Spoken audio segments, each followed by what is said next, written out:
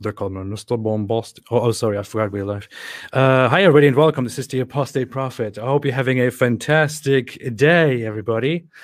What's up? This is AP with DW and all that. I hope we are live, and I hope everybody can hear us in the most appropriate way. Yes, I see us. Hey, David, how are you doing? Hey, how you doing? Let me share this, and all right. Okay, awesome. I've shared it. That's fantastic. I appreciate it. Thank you. What took us so long is I actually wanted to go live with David at right on time. I was ready, but I'm moving my office right now, and I noticed, wait a minute. I sat down here, I was about to start, and I noticed I only have a little tiny laptop screen. I normally have two screens in case I need to share things. And I noticed I don't actually have that here, and that would be kind of inconvenient. So I had to leave and get that. I don't know why I'm so disorganized with all that stuff, but nevertheless, we have made it. We are here today. And today we want to, with David together, talk about an issue of the Kaaba in the Bible, because yesterday, those of you who have been following have probably seen that yesterday I was on this channel to visit them on Hamza's Den, or the arena. I still don't know why they accepted me into the arena, but I was actually, to be fair, I was actually impressed with that. You know what I mean? Really? Yeah. And I was impressed that they kind of let you talk a bit at the beginning, and then at certain times let you speak. Because let's face it, there are lots of people in the Dawa arena who their goal is not to show that they're right or to hear you out. It's to show that they're strong and you're weak, and so they immediately just start shouting you down. And the goal is for their guys to see that they overpowered you, not that they refuted your points or anything. So it was actually cool that they actually listened to what your point was. And yeah, as for their responses to your point, they were horrible. We'll get into that, I'm sure. To be fair, they let me into the arena because I kind of, a few days before that, I kind of pressured the guy Hamza into talking to me, because I went on his live stream in the middle of everybody, like on this Muslim live stream, nothing to do with discussions and debates, just appeared there randomly because I heard him talk about me before. And I said, hey, how about you and I have a discussion about things? And then he tried to ignore me, responded, and I pressured him into talking to me, said, hey, your knowledge of me is completely like baseless. Let's just talk. Let's see what happens. And I kind of pressured him into saying, okay, well, come and join the arena, and then we will see. You can bring your ridiculous arguments. And I thought, okay, let's do that. So I saw part of one of his videos before. Why was I watching it? What was I watching? What was I watching that Hamza was on? Probably Speaker's Corner. He's a Speaker Corner guy? I think he was. Wait, was the clip where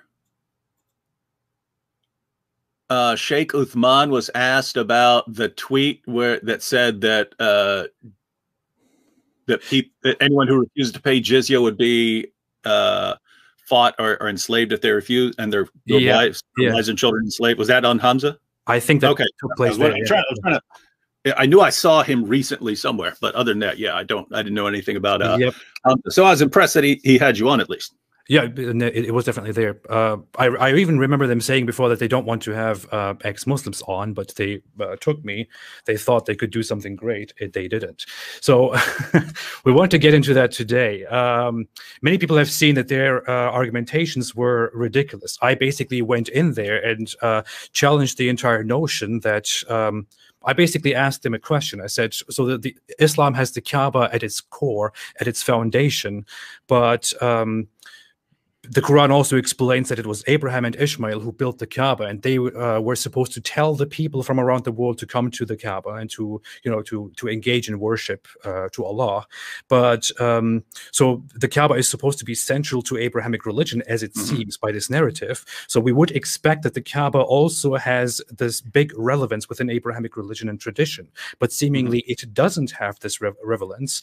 It doesn't even have a tiny little bit of importance. It's not even mentioned anywhere. It doesn't appear anywhere. Yeah. How can you explain this? I said. And then they began bringing these these vague Bible verses as evidence that it is mentioned there. And we'll get to that. I just wanted to foreshadow a little problem that given his one of the guys, what was his name, Khalid, given one of the guys was responding. I watched half of it, ladies and gentlemen. I watched half of it, but that was enough to get their main points.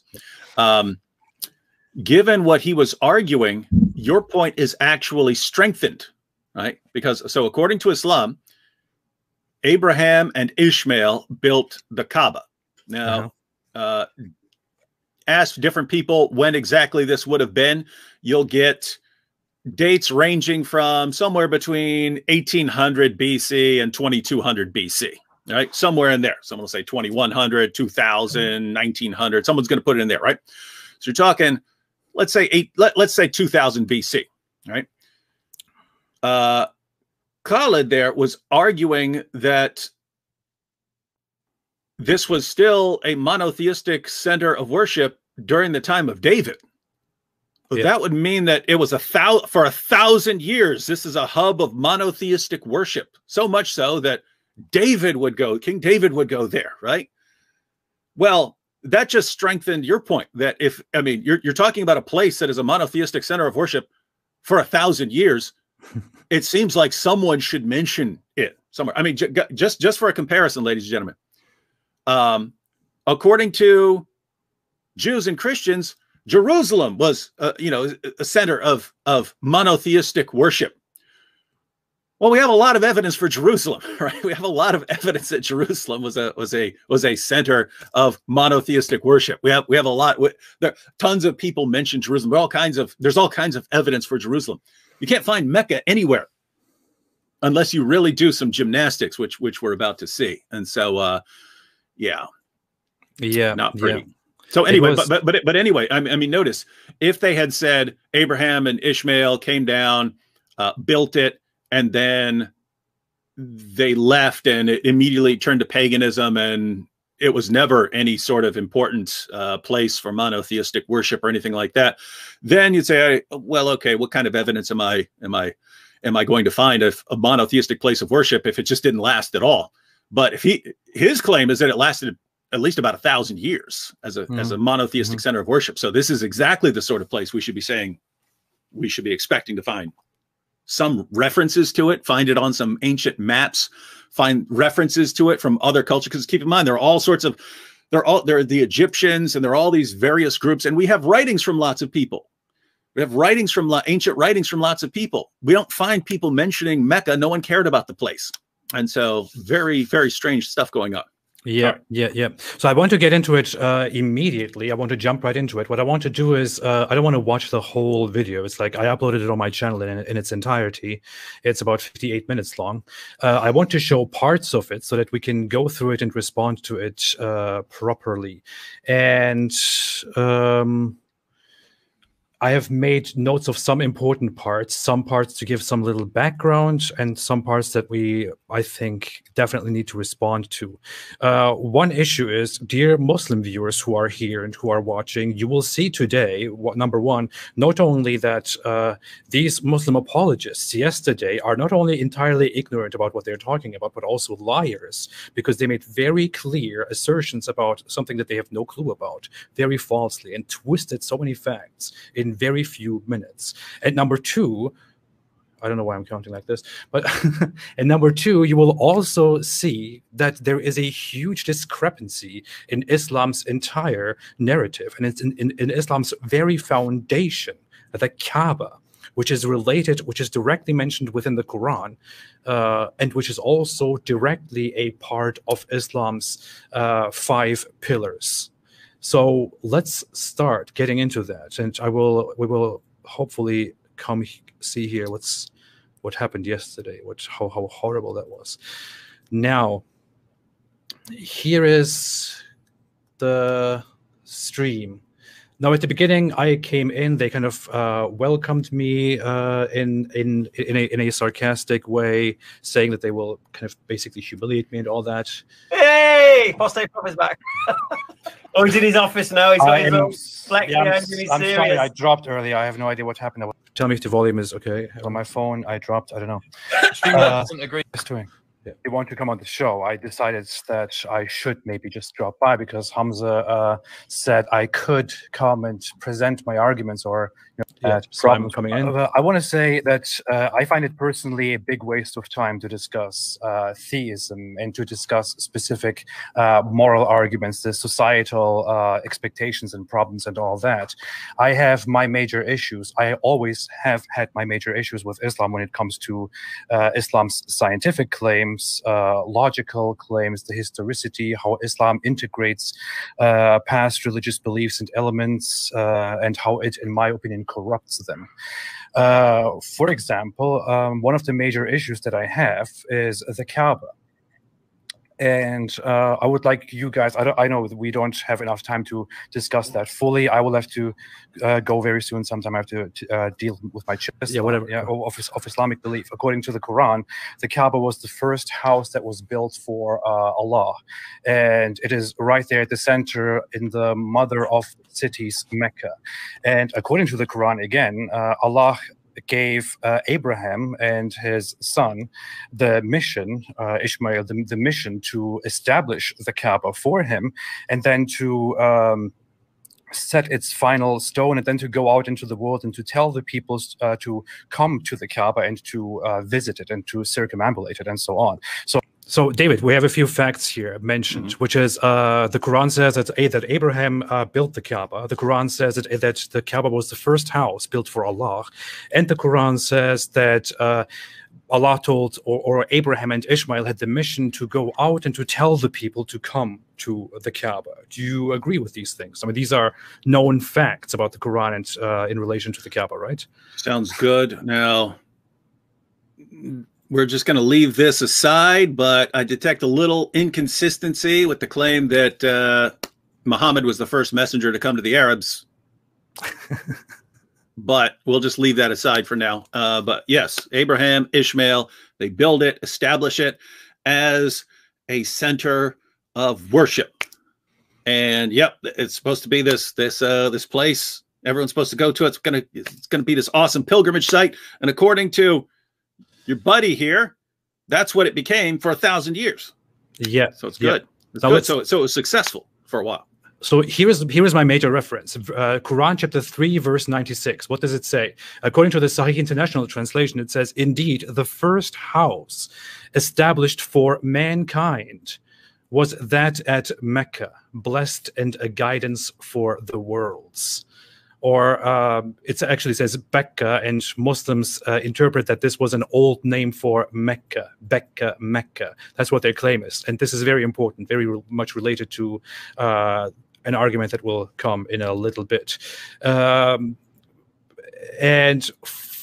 Finally, here in Quran chapter 22, verse 26, and in the following verses, it says, "And when we designated for Abraham the site of the house, saying, 'Do not associate anything with me, and purify my house for those who perform tawaf,' circumambulation, and those who stand in prayer, and those who bow and prostrate." Now look what it says within the very next verse. It says, "And proclaim to the people the Hajj. They will come to you on foot and on every lean camel. They will come from every distant pass." Proclaim to the people. The word people here, mankind, is the Arabic word nas, which refers to mankind, the people of the world, because they will come to you on foot and on every lean camel. They will come from every distant pass. And this is what Allah says to Abraham and to Ishmael. So it's very clear within the narrative of the Quran that Abraham actually gives that Allah gives Abraham and Ishmael this mission to make this a thing for the world and to proclaim this message to everybody. The issue here is, during our discussion yesterday, when the whole thing appeared to not make sense anymore and seemed to contradict with Islam, this one guy, Hamza, in that discussion said, "Where do you get this from? Where do you get it from that the Quran actually says for mankind, and this was for mankind?" And he denied that. And I was sure that the Quran does say it. I didn't want to insist because I was like, okay, did I get that wrong? You know, I had a moment of insecurity. But in the Quran here, it says so directly. It clearly says, "Proclaim to the people," or to mankind, and they will come to you from far away. So this is the message of the Quran. And within this logic, you would expect that Abraham, the forefather of the Jewish tradition and religion was informed about this matter, and that the Jews knew about this matter, and that this was relevant to the Jews. This is what you would expect logically, right? Tell me if I'm wrong about that. Is there anything you want to add, David? No, not at this point, sir. Fantastic. What am I doing? Okay. When you look at the Islamic narrative, what you see is that the Kaaba is a hugely significant thing, right at the core of Islam. I mean, everyone knows that it is right there at the core of Islam. The narrative is that Abraham himself was given the Kaaba, and he was given the mission to spread the word about it. Yet when we look at the history of the Kaaba, we see that the Kaaba is not found in history. Christians and Jews, who were the people who ran with the Abrahamic tradition and history, had no idea what a Kaaba is until Islam came forth in the 7th century and started, becoming relevant in the world. So how do you guys exactly explain that, for example? Is that a discussion that you guys have? How does that exactly work? To me, it seems that... To me, it seems that the Kaaba. Why does it bother you? Well, because to me, it seems that the Kaaba is a pre-Islamic pagan Arab. Why does it bother you? You're not a Muslim, so you don't have to believe it. Why does it bother you? Well, because it proves Islam wrong. How does it prove Islam wrong? Because do you see what happened here? I raise an objection to the Islamic core claims, and his response, his initial knee-jerk reaction to that is, "What does it bother you? What is it to you?" Kaaba is, as it seems, a pre-Islamic Arab pagan element, which Muhammad simply incorporated into the Islamic religion. It has nothing to do with Abrahamic religion. Why does that bother you? I mean, why does it matter why it bothers me? What does it matter why it bothers me? So what if the Quran is a lie and the Kaaba was just a center of pagan worship and Muhammad made up a bunch of stuff? Why would that bother you? That's such a ridiculous objection. What kind of a dumb objection is that? Why does it bother you? I mean, I spread something. I give people lots and lots of information about a specific thing that I want people to believe in. And somebody comes to me and makes an objection to all those things that I preach. And I'm like, why does it bother you? Well, what's it to you? Just go away. How dumb is that? One second real quick. Just a quick comment here. I had a question for Chad Norman. Now tell the truth here, Chad.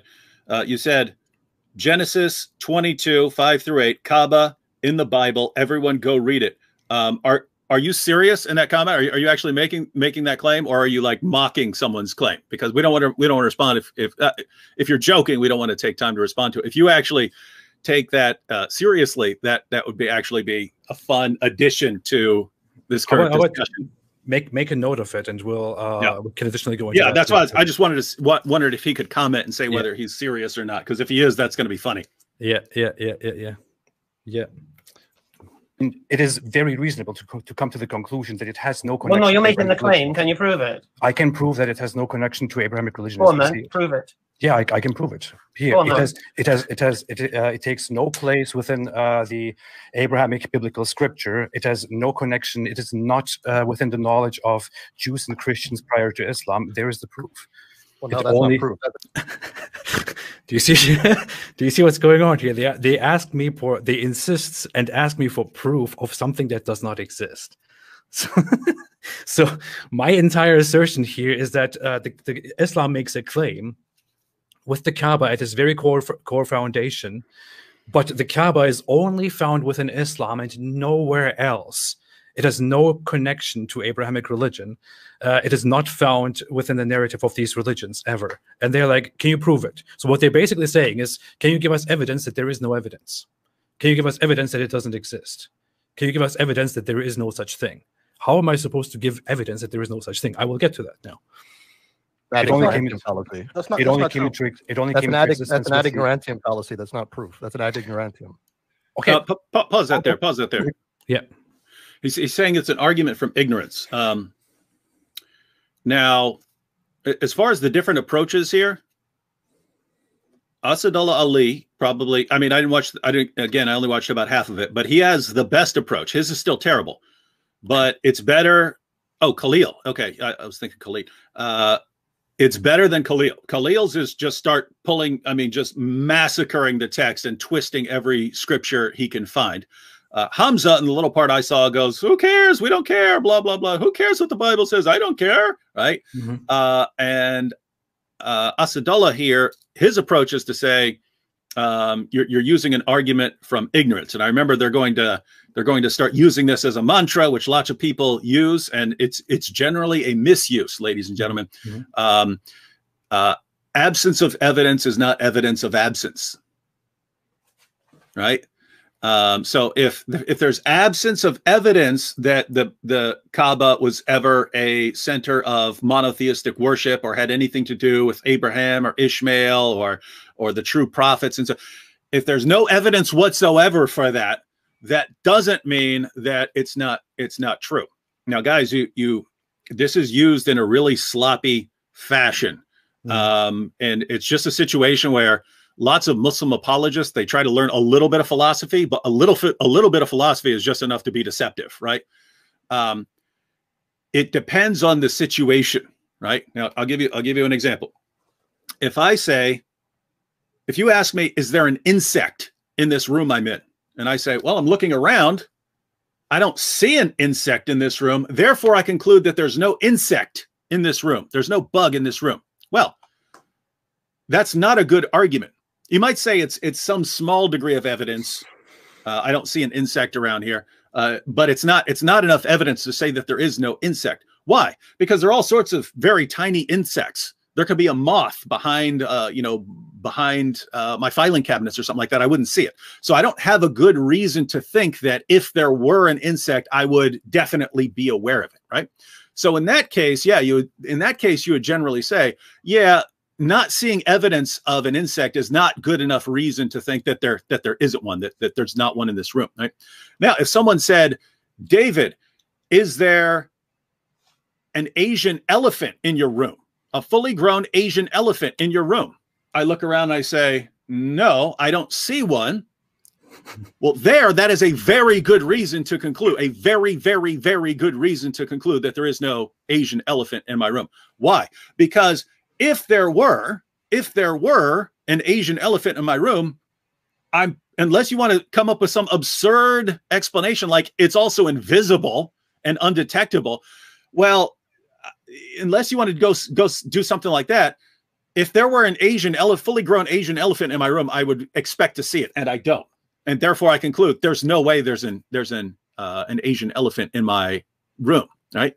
So the degree to which you can say, hey, I don't see any evidence, therefore it's probably not true, that it's proportional to how much evidence you would expect to find, right?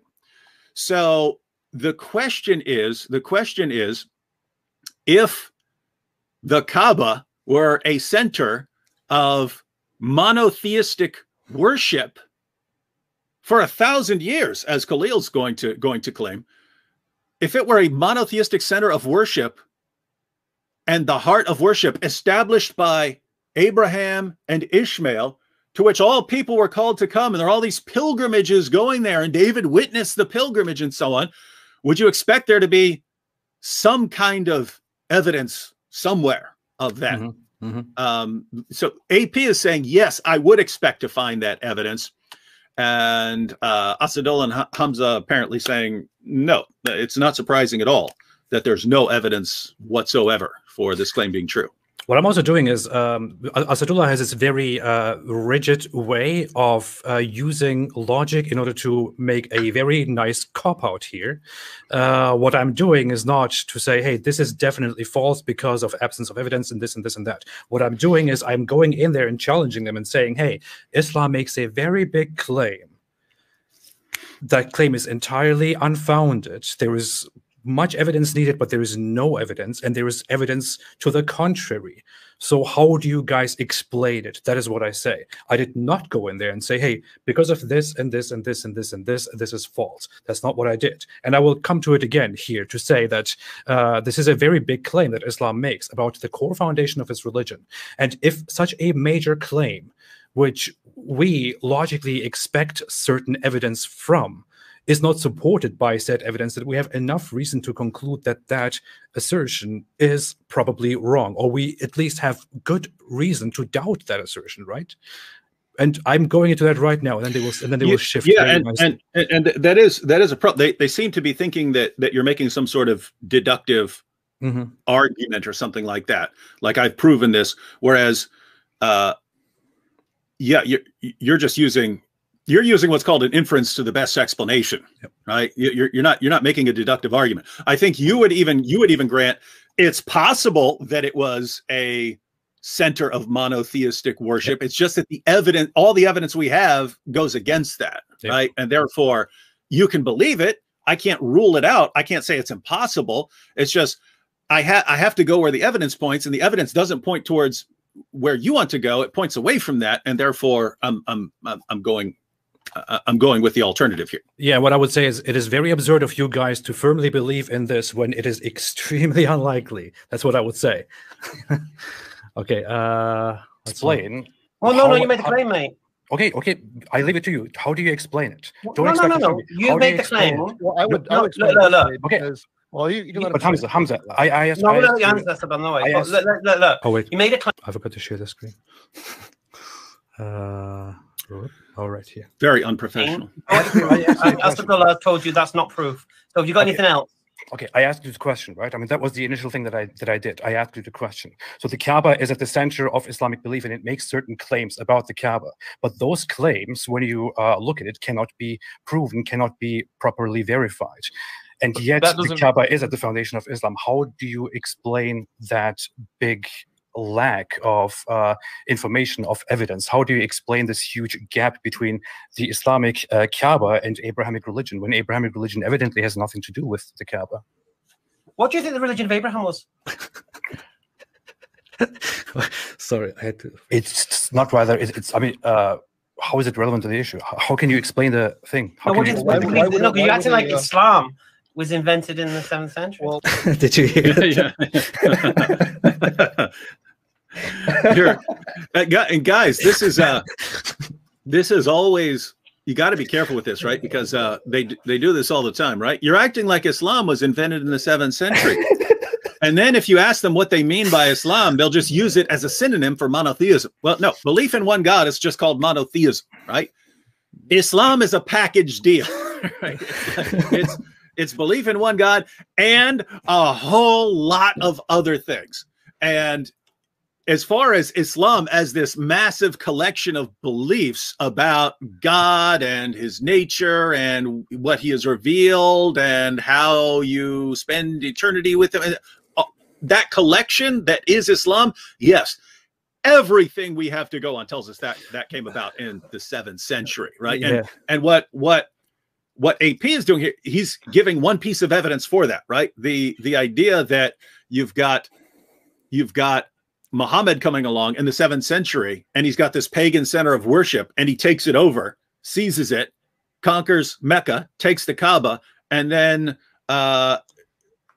just claims to his followers, nope, this is a place of true monotheistic worship. That was the first place. It was the first place that everyone is going to, worship at and so on. And Abraham built it and so on. The claim is that's false. And it's actually Muhammad inventing that stuff. Yeah. Right? So that's the claim. And so you find this with almost everything that Islam did not directly steal from someone else, that Muhammad is just making it up in the 7th century. This guy, Hamza, is saying to me, you're acting like Islam was invented in the 7th century. And you genius. What I'm doing here is to come here and present solid evidence to point at the idea that Islam was invented in the 7th century. That's the entire point, man. That's the entire point, you genius. But Ridvan, it's like you're saying that Islam isn't true. I'm so confused here. I mean, what are you, an atheist?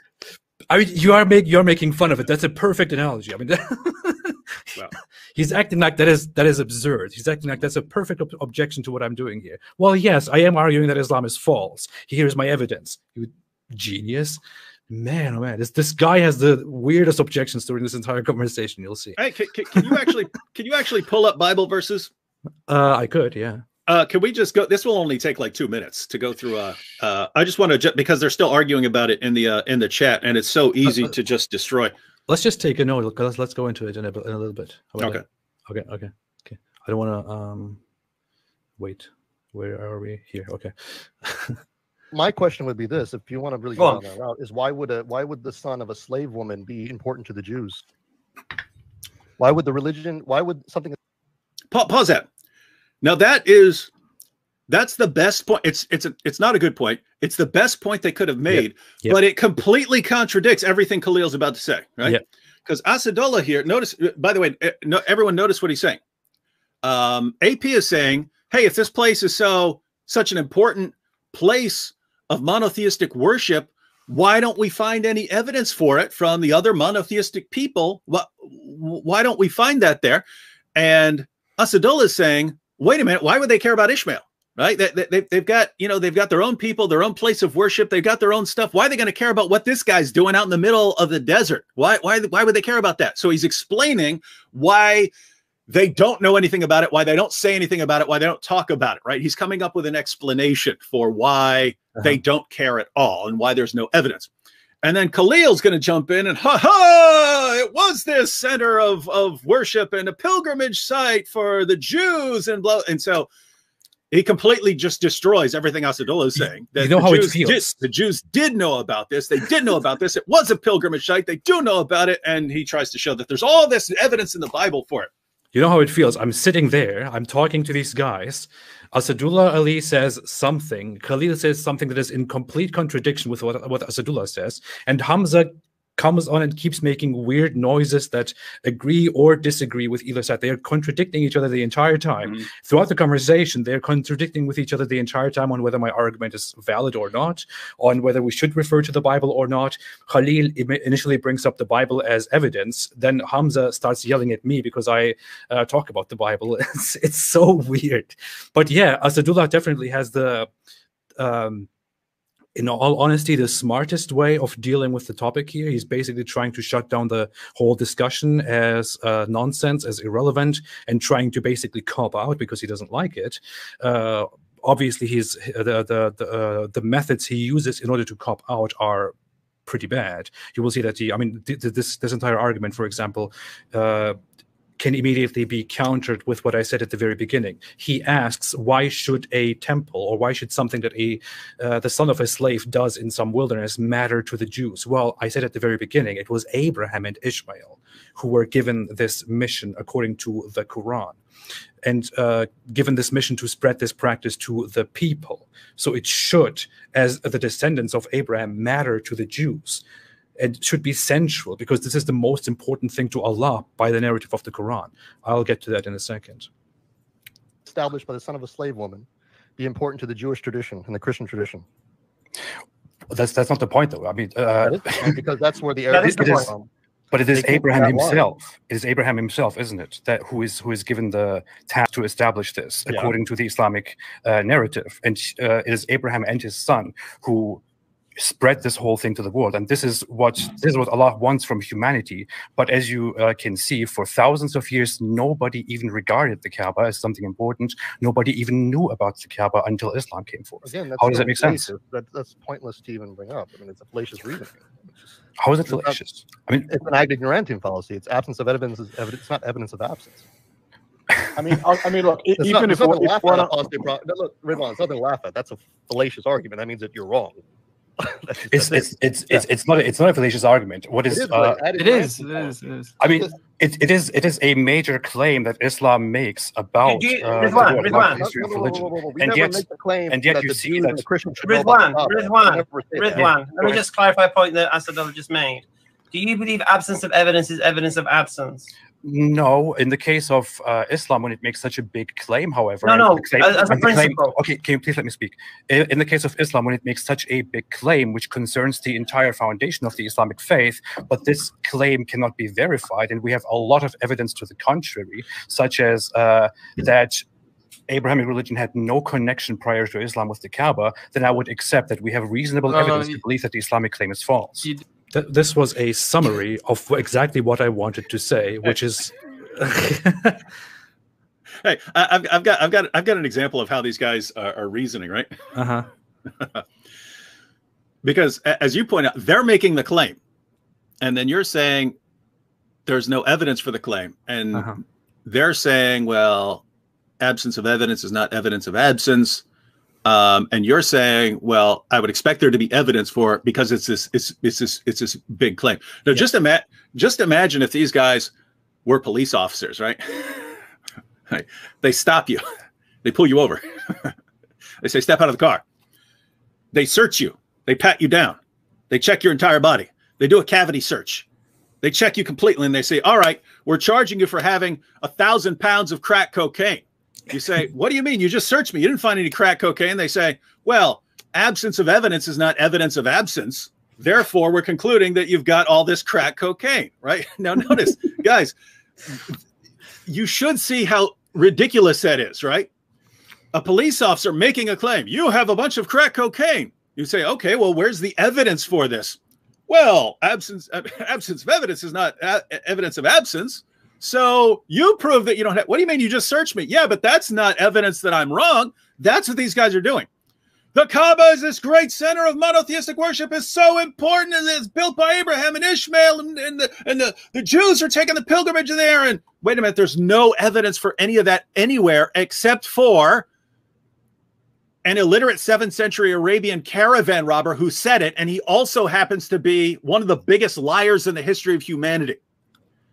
So him saying it is not good evidence, and there's no other evidence to go on. And the response, well, yeah, but I mean, absence of evidence is not evidence of absence. Yep. And notice, guys, again, it would be ridiculous if police or anyone else could reason like this. You've got 1,000 pounds of crack. What? You searched me. I don't have. Just because we didn't find any evidence doesn't mean it's not there. Wow. I mean, let's bring it very close to a scenario of a Muslim inviting you to Islam, and let's make it very simple. A Muslim comes to you and says to you, "Hey, believe in Islam, believe in this religion. According to my religion, the Kaaba is the first house built for Allah. It was built by Abraham and Ishmael, and they were told to spread this to mankind so that people come to the house of Allah, to the Kaaba, and to worship there. And this Kaaba is very important. It's like the central thing to Abraham." And I go, wait a minute, so you want me to come to this religion, but you just made a lot of big claims. Those claims seem to be false, although I don't see any evidence for those claims. Can you prove that this is indeed true, that Abraham did indeed build that house, that all of this did indeed happen? And then the Muslim who invites me to Islam says, why do you ask me that question? It doesn't matter. It doesn't matter if there's evidence or not. So you have nothing to falsify what I've just said. Why does it matter? This is what they are doing. I'm raising an objection to something very simple that they said, a core claim about their religion. And I'm saying, hey, you're making a very big claim there. Where is the evidence? I don't see any evidence. And the absence of evidence to such a huge foundational thing makes it sound very absurd and very unlikely, and it makes me not want to believe in your religion. And they're like, excuse me, just because there is no evidence, it doesn't mean it's wrong. Yeah, and guys, just to illustrate again, how much you're willing to apply this absence of evidence principle depends on how reasonable it is to expect evidence in that situation, right? If Islam claimed Abraham went to Mecca and ate a sandwich and then returned, okay, there's not a lot of evidence I would expect to find there. And therefore, the only reason there to think that it's false is, why in the name of common sense would Abraham go down to Mecca to eat a sandwich, right? It would be the absurdity of the claim.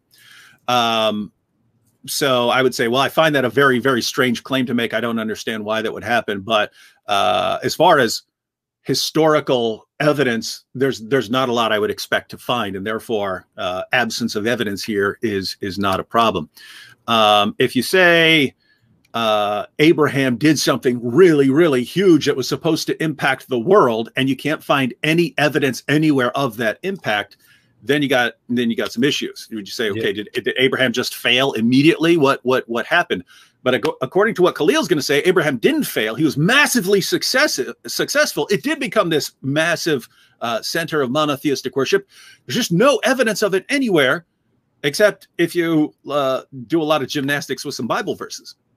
Yep, absolutely. Okay, let's go on. I want to get to the summary of the whole argument of that Khalil made. No, what you have is, even within the Islamic narrative, we have this understanding that the pagans changed everything at the Kaaba. Right. And this is my favorite moment. I'm sorry, I can't. And made it a polytheistic place of worship. Can you prove that? So let me comment on that, if you don't mind. Yeah. After you use it, finish your point. No, it's gone. No, I was gonna say exactly. I'm laughing because I made a short video about this, like a 1-minute video. I don't know if you've seen it, but I only noticed this after the conversation because that Yusuf makes this claim that it is the Islamic narrative that the pagans took it and turned it into a pagan place of worship, and then I say, "Can you prove it?" And then he's like.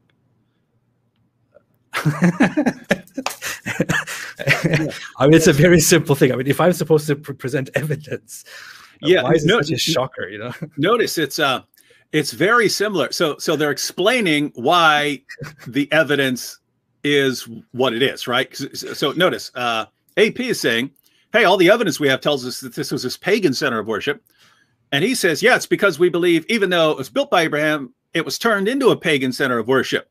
And so, okay, well, what's the difference that it was turned into one after it was a center of monotheistic worship, by Abraham? Notice it's the same thing. It's the same sort of reasoning as you say, Jesus died by crucifixion. And Muslims say, no, he didn't die by crucifixion. And you say, but all the evidence we have tells us that he died by crucifixion. They say, aha, that's because Allah tricked everyone into thinking that. Well, yeah, that would account for it, but you're just saying that, right? There's no evidence that Allah tricked everyone. All you have is the evidence that Jesus was crucified. You don't have this additional evidence that Allah tricked everyone. You're just saying that in order to justify your belief, which goes against the evidence. Similarly, likewise here, the claim is that, yes, it was built as this center of pure Islamic monotheistic worship. Well, all the evidence we have tells us that it was a pagan center of worship. Yeah, that's because it became one. Well, great. You don't have any evidence that it became one and that it was first this monotheist. All you have is the claim is the evidence that it was a pagan center of worship. That's all the evidence you have. Mm-hmm. So AP is asking, what evidence do you have? We all agree that the Kaaba was once a pagan center of worship. The question, what evidence do you have that it was something else before that? Yeah. And a lot of these guys, a couple of these guys seem to think none. That's a shocker, apparently. None, but they don't think that's a problem. And then Khalil's going to say, oh, we've got evidence. We've got mountains of evidence, really bad evidence. But if I thump my chest while saying it, it really sounds good to gullible people who've never read the actual passages. No, I'll get to it. Look, guys, please, I want to emphasize this. Khalil will go ahead and will start presenting evidence, supposed evidence for the Kaaba and the Bible. His main focus will be on one Bible chapter, which I will, of course, open. We will go through it, Psalms 84. And he will make a series of huge lies and assertions that are completely baseless. About Psalms 84, he will say at least 4 or 5 lies, all with a straight face, while thinking that he's absolutely right, and people will applaud him for that. And we'll go through that extensively. Listen. The point. Islam never makes the claim that it's been a house of monotheism since Abraham until Muhammad sallallahu alaihi wasallam. We never make that claim. It is clear during Fath Mecca, right, the conquest of Mecca, or the entry of Mecca, that the Prophet ﷺ went in and destroyed all the idols. So we're telling you, you know this information because of us. We're telling you there was lots of idols. So obviously, for a long period of time, it was switched from monotheism to pagan belief and have idols. This guy doesn't even have any idea what I'm asking for. I mean, it's very obvious that it is a pagan temple. That's what I am saying. What I'm asking you is, where is proof that it was once a monotheistic Abrahamic temple, dude? Yeah, I mean, guys, just for those of you Muslims who are watching, you don't understand what it's like to be us talking to you. Just imagine, you're exploring somewhere over here, and you find this ancient Aztec temple, and suppose a Christian comes along and says that was actually a Christian temple. And you say, what are you talking about? What are you even talking about? It wasn't a Christian temple. It's an Aztec temple. You say, no, it was a Christian temple. But then the Aztecs corrupted it and turned it into an Aztec temple. It started as a Christian church. and you say, what evidence do you have that it was a Christian church? All the evidence we have tells us that it was just an Aztec temple. And suppose the Christian says, well, I mean, yeah, but I already said that it was turned into an Aztec temple from the Christian church. So how do you not get this, dummy? How can you be so evidence stupid? I'm the one who told you that it became an Aztec temple. Look, it looks like an Aztec temple. So I'm right. It did become that. See, dummy, right? Anyone would say, what the heck are you talking about? How can you be like this? And yet that's the heart of Islamic apologetics right there. I don't know if people are noticing it, but what David did here is not a far-fetched mockery that has nothing to do with it. It is an exact analogy of what just happened. This is the very same thing that just happened here. And I mean, if that sounds extremely dumb, what David just said, then that shows how dumb it actually sounds to us. That's what it sounds like to us, guys, when these guys say it. Now, if we entertained your question, right? Although the brothers already demonstrated that it's not really logical, okay? It's not logical. You don't know about it. It's not true. Just because you don't believe it, for whatever reason, because otherwise they have to accept Islam, right? Doesn't mean it's not there. You know, the Bible, Psalm 84, talks about a valley of Becca, where there is a temple called Beit El, house of God, right? Where it is outside of Jerusalem, not in Jerusalem area. Now, so okay, what did he say? In Psalms 84, it talks about, let's go through this again. It talks about a place called Becca. Doesn't mean it's not there. You know, the Bible, Psalm 84, talks about a valley of Becca, where there is a temple called Beit El, house of God, right? Where it is outside of Jerusalem, not in Jerusalem area. Now, so Psalms 84 talks about a place called Becca, where there is a temple of God called Beit El in Hebrew, apparently, and this place is outside of Jerusalem. This is what he said so far, right? Yeah, and I'll just say in advance, guys, if you Muslim apologists of the world, I want you to take the approach of Khalil. If you're wise, don't take this approach. I want you to take this approach because it's the easiest approach to refute, right? But if you have an ounce of common sense, do not start arguing from the Bible here. It's too easy to just pull it up. Go to a more modern translation.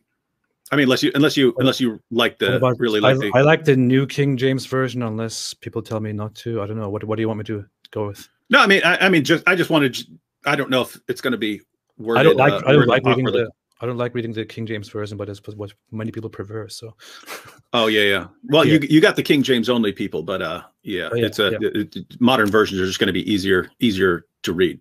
Okay, so here. Psalms 84, right? This is his major reference. Psalms 84. Should we just read the whole thing from the very beginning, or should we just go ahead? So what he's talking about is this specific part here. Blessed is the man whose strength is in you, whose heart is set on pilgrimage. Pilgrimage! Muslims take a pilgrimage. This is proof. Alhamdulillah. This is proof. It says pilgrimage. Oh my goodness, this must be Mecca. Muslims are the only people in history who take a pilgrimage anywhere.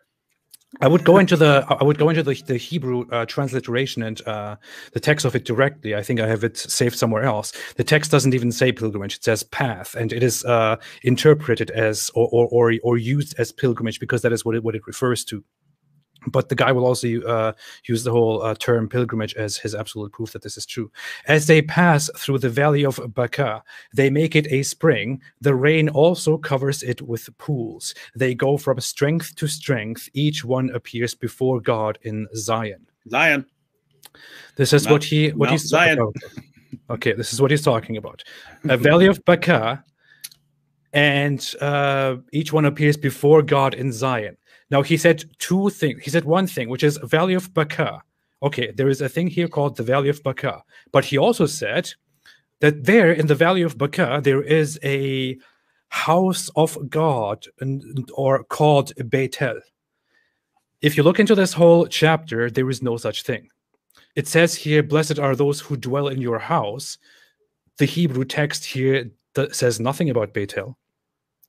It says at the very beginning here, your tabernacle. It says nothing about Bethel. Bethel is not mentioned anywhere here. He will allude to Bethel because he thinks that corresponds to the Arabic use of the Kaaba, which is called Bethel or Baytullah, for example, House of Allah. And additionally, he says this is outside of Jerusalem, but when you look at the text, this only says they go from strength to strength. Each one appears before God in Zion. Zion, David, what is Zion? That's Jerusalem, right? That's Mount Zion. That's where they, that's where that's where they built the temple and so on. Admittedly, I made a mistake here within the next few minutes while arguing about this.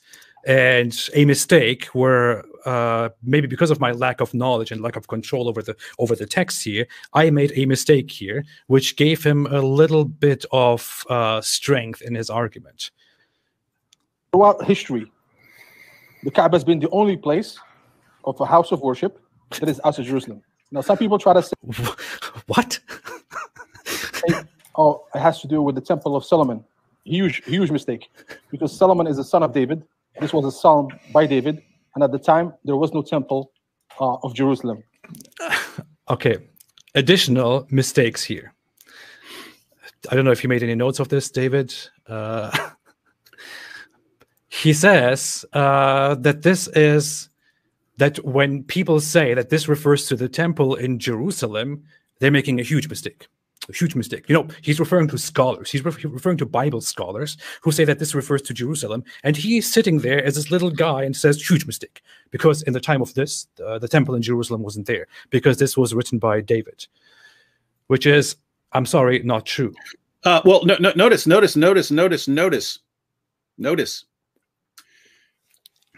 If you grant that, right? Because this doesn't say it was written by David, right? I believe it says, could you go back to the beginning? Does it say sons of Korah? Yeah, sons of Korah. Yeah, sons of Korah, right? So this does have something to do with the king and so on, but this could come from a variety of sources. Now, if you want to say that this comes from David, notice the literal translation at the beginning. How lovely is your tabernacle? They did have a tabernacle, right? Yep. The temple is built by Solomon, right? The temple is built by Solomon. Before that, they had a tabernacle, right? So some translations use that figuratively and just means a dwelling place, right? Like even the temple is a dwelling place for God. So if you want to say that, well, it can't be the temple because this is written by David, well, great, then just go with tabernacle. Either way, it's talking about Zion. It's talking about Mount Zion, right? Yeah. Whatever it is, whether it's the tabernacle or whether it's the temple, whether it's written by David or someone after him, we know what it's talking about, and it's not talking about a place almost 1,000 miles away. Yeah. What's also funny is that just because, granted that this was written in the time of David, granted that it was written by David, even if that were true, the assertion here is this is the sons of Korah. Not all Psalms are entirely written by David, according to the scholarly consensus. Even if you granted all that, this does not mean that there has to be the temple in Jerusalem, in Zion, in order for this to refer to Zion. As you said, it talks about the dwelling place, the tabernacle. We have earlier scriptural evidence, I think, from what was that?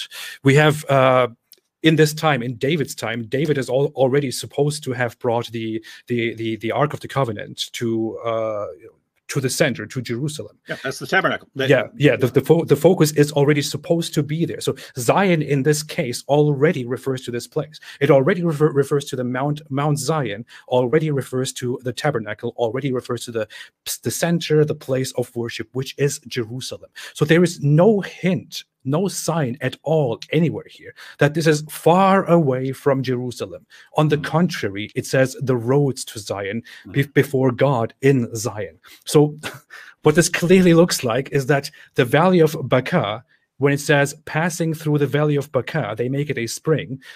This is on the way to Jerusalem, to the heart of Jerusalem. That is exactly what this is talking about. So these are people. This is not people walking away from Jerusalem and going to Mecca.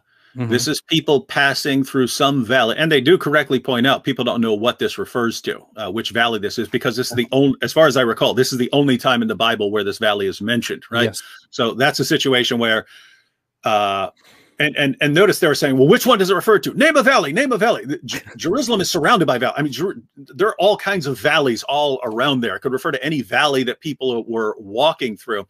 Apparently there was some kind of, because Khalil mentioned that people sometimes translate it as Valley of Weeping and so on. We'll get to that. There's a kind of plant that was called Baqa because it looked like it was weeping. It would leak resin, and so it could either be because people would weep going through there. It could be because that plant was there that actually looked like it was crying. That it could be called the Valley of Tears. And there is a valley that's like that in that area that has those plants. Khalil was saying no, because it uses the article. I mean, my goodness, go through the Bible. They constantly named places after things that were happening there. They did it over and over and over and over and over again.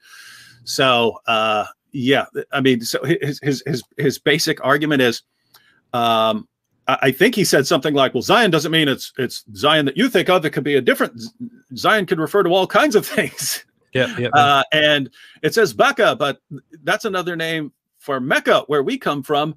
And he's passing through the Valley of Baqa. They make it a spring. That's Zamzam water, right? It's like, my goodness, man, that's not even really talking about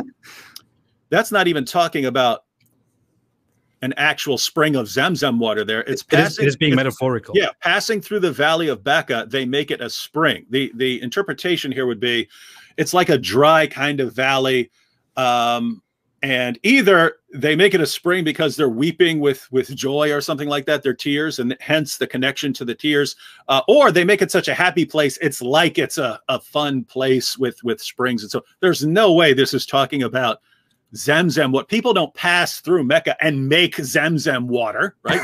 Muslims, do you believe that? Because that's what your apologist said. That's what your Dawah guy said, that people go to Mecca and that creates the Zamzam water. That's what he's claiming. If he's saying that this is talking about Mecca here, and you believe him. Yeah. The major interpretation here is apparently that this is written by the Korahites, where or from the perspective of the Korahites, where they express their longing for this place, for the path to Zion, where in a valley of weeping, the people of joy spread tears, as it is interpreted, thereby making it a spring. This dry valley, they make it a spring, and this rain also covers it with blessing. Could either be literal rain, or could be the rain which metaphorically, comes from their joyful tears, which makes this place a spring. This has nothing to do with some well like the Zamzam well. I want to add one more thing here. Actually, I want to be very good here today. I picked out this nice little thing where where we have the text in Hebrew and we have the transliteration and the translation here. Okay, so here's a text in Hebrew, here's a transliteration, and here's a translation of it in the King James Version.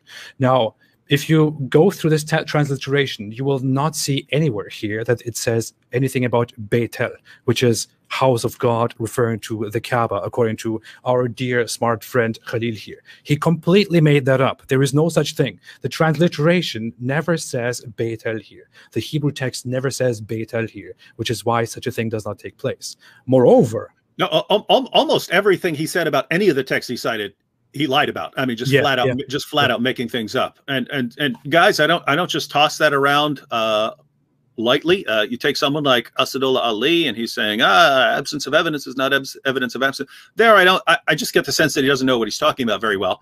Not that he's trying to deceive.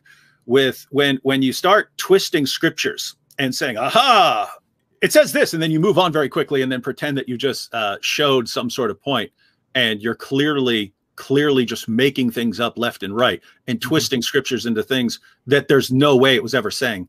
I have no choice but to conclude you're just a deceiver. And the problem is dawah always seems to involve deception. Dawah is a combination of deception and manipulation. There is meant to deceive gullible people into accepting Islam and meant to give Muslims a false confidence in Islam. But I mean, think about this. This is the apostate prophet. He's saying, hey, I have a simple little issue here. Not answer it if you can. You got multiple people there who do dawah all the time.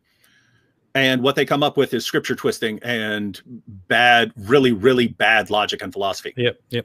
What I want to add here, which is very crucial, because Khalil and his friends and many other Muslims usually use this text, uses Psalms 84 reference, and they specifically use this word Baka here to say, hey, look, it can't be a coincidence. It sounds just like Mecca. It sounds just like Mecca. This can't be a coincidence. It talks about a valley of Baka while on pilgrimage and this and that. It doesn't actually sound like Mecca at all. It also doesn't sound like Mecca's supposed ancient name, Becca, at all. That's not what it sounds like. In the transliteration, if you go into here, I think people who are familiar with Arabic should already see that the text is actually not Becca. It is right here, Bacha, and I will show to you how it's. Did you even see what it said under? It said a valley in Palestine. Oh my God.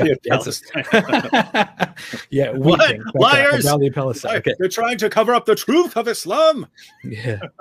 These Christian and Jewish scholars, they lie about it. Otherwise, they would all have to convert to Islam. That's why they're lying. Think about this. If Khalil saw that, he would say, "You see, they're going against the evidence." And whereas anyone reading that ever would say, "Wait a minute, this is some valley that leads into Jerusalem." It's got to be a valley in Palestine. It's not something 1,000 miles away, is it? Yeah. Wow. Now look at this. Don't take my word for it. Don't take my word for how it is pronounced. Let's listen to this. This is a Hebrew pronunciation that I randomly picked out of Psalms 84. Okay. מזמור פ-ד' למנצח על הגיתית לבני קורח מזמור. מה ידידות משכנותיך, אדוני צבאות, נחשפה וגם קלטה נפשי לחצרות אדוני ליבי ובשרי, ירננו אל חי. גם ציפור מצאה בית ודרור כן לה, אשר שתה אפרוחיה, את מזבחותיך אדוני צבאות, מלכי ואלוהי. אשרי יושבי ביתך, עוד יהללוך סלע. אשרי אדם עוז לו בך, מסילות בלבבם. עוברי בעמק הבכה. Did you guys catch that? He said Bacha. Oh my God. ין ישיתוהו, גם ברכות יעטה מורה. This can't be real. Well, how can this be possible? I thought it's supposed to sound like Mecca. I thought it's supposed to sound like Mecca. Let's listen to this again. Hey. It's just like when they say Muhammad is mentioned in Song of Solomon 5:16, but it says Mahmadim. Yeah, just like Muhammad. Let's listen to this again. How does it sound? How could this be true? He says Bacha. Bacha. It's just like Mecca. Mahmadim. It's just like Muhammad. He says Bacha. How can this be? This guy must be ignorant. He must be a liar. I don't know. Wow.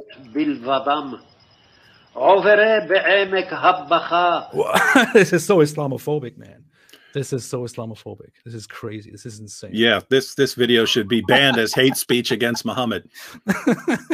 So the text here, this little word here, this little name, which these Muslim apologists like Khalil intelligently want to take into use for Mecca, because it apparently sounds so similar, is actually not Becca. It is not Becca. It is Bacha. Bacha. As opposed to the Arabic Mecca. Mecca and Bacha. Do they sound similar, David? No, guys, you may wonder why we're harping on this point. The point here is Everything in the text makes it sound like this has absolutely nothing. It can't possibly have anything to do with Mecca or the Kaaba. There's no way. I mean, no way. I mean, they identify the place as Zion. They talk about, and it's, well, they say that when people walk through it, it becomes a spring. That's Zamzam water. And it says Bacha. That sounds like Mecca. And it's like, you sit here and think, how could anyone take this seriously? And yet the Muslims are, yes, alhamdulillah, it's so clear. How could anyone deny this conclusive proof? And they're just programmed to mindlessly accept anything their apologists say and have complete confidence in it. And guys, Muslims, I just want to tell you, if this is your method, we found a word that doesn't really sound like this other word, but we're going to say that it sounds like this other word, and we're going to ignore everything else in the text that refutes us and say that it's complete proof. If that's your method, you can prove anything from anything. You could use any text to prove anything you want. You could prove any religion using that method. Here's what I would say. If the methodology that you use to prove that your religion is true could be used to prove that anything, even something completely false, is true, you probably got a really messed up methodology. A very, very messed up methodology. Absolutely. You know what? Since this happened, since this conversation took place yesterday, was it yesterday? I don't know. Days go by so fast. I saw many Muslims do this thing, like say, "Wow, AP got absolutely schooled. Wow, our Muslim apologists, our Muslims schooled apostate." I absolutely love it. I mean, some people find it disheartening. Oh man, I can't believe they all think they. I love it. I always think that they've got this. If you can spout complete nonsense and all of your guys start cheering for it, that gives me an opportunity to step back and say, everyone else who's not part of this, look at that. Anyone with an ounce of common sense can look at that and say, that was a horrible, horrible argument, and yet they've all been programmed to cheer for it. Do you see this? Do you see this? In other words, it helps us long term to be able to point that out. Yeah. Look, guys, I am very serious and very honest. Yesterday, was it yesterday? I don't think it was yesterday. I think it was the day before. The day before, maybe. I don't know. I completely lost count. Yeah, I think it was the day before, whatever. So when I went there, in all honesty, I knew that this arena would take place. I knew that Hamza said to me, "Hey, if you want to take your objections, come to the arena." And I saw that it is planned for Friday 3:30 according to my time. And I was thinking maybe I should join and bring some of these objections to them. But I thought, I don't really think I want to do that. But I waited. I was taking my time. It was 3:25. And I thought, you know what, I'll join. I suddenly made the decision. Until I joined, I wanted to go into something completely different. I wanted to go into prophecies, to be very honest. I decided within the 1 minute of them taking me into the show that I want to talk about the Kaaba. This is not even something, I have to be very honest. I'm not very great at planning, not very great at planning ahead. I didn't even plan this. This is something that I decided in the last moment. I thought, you know what? I leave that stuff to some different time. I don't even think they will let me speak. Well, let me just talk about the Kaaba. So I went in there and started talking. And as you can see, I conducted myself in a nice way. I genuinely approached them in a calm way. I didn't lose my crap. I didn't start yelling at them. I was nice with them. What they did was to lie and lie and lie, kick me out in the end, and then to share stupid memes, and then for an entire day go about how apostate prophet is destroyed, ex-Muslims are ashamed, no one believes critics of Islam anymore, destroyed, humiliated, schooled, boy. Dude, I mean, just look at this. We have been sitting here for an hour now and demonstrated that this supposed schooling that this Khalil guy gave was so dumb, so idiotic, that only within 5 minutes of him speaking, he made so many mistakes and made so many lies. And people seriously celebrated that and said, well, yeah, we schooled him, boys. We schooled him. I'm sorry, but if you are one of those people, I really don't want to be mean, but if you are one of those people who, adopts that attitude, treats critics of Islam in this way, becomes arrogant and haughty and says, yeah, we schooled you, we destroyed you and this and that, you are a complete idiot. You are a fool. You are a moron. We have here thousands of people sitting here and laughing about you. Yeah. Really? I mean, when one of these guys converts one day, when one of these apologists converts to something else one day, becomes a Christian or an atheist or something like that, I'll say, look, before you tell anyone that you've left Islam, I want to do a little experiment just to prove something about your followers. Pull up a random passage from the Bible. Do not look at what it is. Just randomly point to something and say that Muhammad is mentioned there and say that it proves Islam, and then make up a bunch of stuff about the Hebrew meaning of the word. Let it be completely obviously false.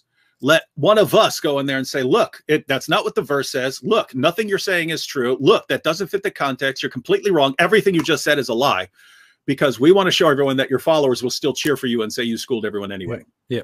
And it's totally true. It's totally true. They could, a Muslim apologist, a Muslim dawah-gandist could point to any verse of the Bible and say anything he wants about it, no matter how idiotic, no matter how absurd, thump his chest and say, you see, I crushed them, I schooled them all. And all his followers would believe it completely. Mm-hmm. And somehow, dawah-gandists, the dawah guys, the da'is, that's what they're doing. They're programming this mindless mob of followers to believe whatever they say. Yeah. And it's, again, there's no other way to say it. Dawah is a combination of deception and manipulation meant to deceive gullible people. That's it. Guys, I'm not being I'm not trying to be insulting with that. I don't see how you can regard it as anything other than that. And stupidity, willful ignorance. I'm sorry, I have to say it. In all honesty, with many Muslim apologists, when they sit there and try to defend Islam against the enemies of Islam, in all honesty, I don't believe that most of the time they are meaning to lie and meaning to deceive everybody. What I think is most of the time they are just trying to deceive themselves, because it is so painful for them to accept that they are wrong. It is so hurtful for them to accept that they may be wrong and that these enemies of Islam be right, that they lie to themselves, and while doing that also lie to the entire world and lie to their followers, while then angrily mocking others about that. I mean, it is sad. It is really sad. I don't know what to say. Boy, oh boy. Okay, there is some very critical stuff that we have to get into. So I want to keep this going, especially the whole thing with David going somewhere. But just a second. Okay. No Temple of Solomon. So the only place that was the worship of God, Beit El, is the Kaaba, and we have clear demonstration. The only place. Time running from. The only place of worship in the world outside of Jerusalem was Kaaba. Yeah. From, I don't know whether you know the history of. Hey, pause it. Weren't prophets sent everywhere according to this guy? They all failed. Nobody listened to them. Every last one of them. Wow. They all failed. Wow. Nobody took them seriously. They all failed. They all got killed. No wonder they like Muhammad so much. Is the only prophet of Allah's thousands of prophets who didn't fail completely. Nobody listened to all those. Allah sent those prophets. He picked them out. It was like, this is my guy. He's going to go there and tell all these people to worship me. But they all failed because people thought these guys are stupid. Let's not listen to these prophets. You know what? Let's kill them. You know what? Let's not take them seriously. Let's mock them. Let's make them court jesters. Nobody took them seriously. Only Muhammad. Muhammad was the only guy who was taken seriously.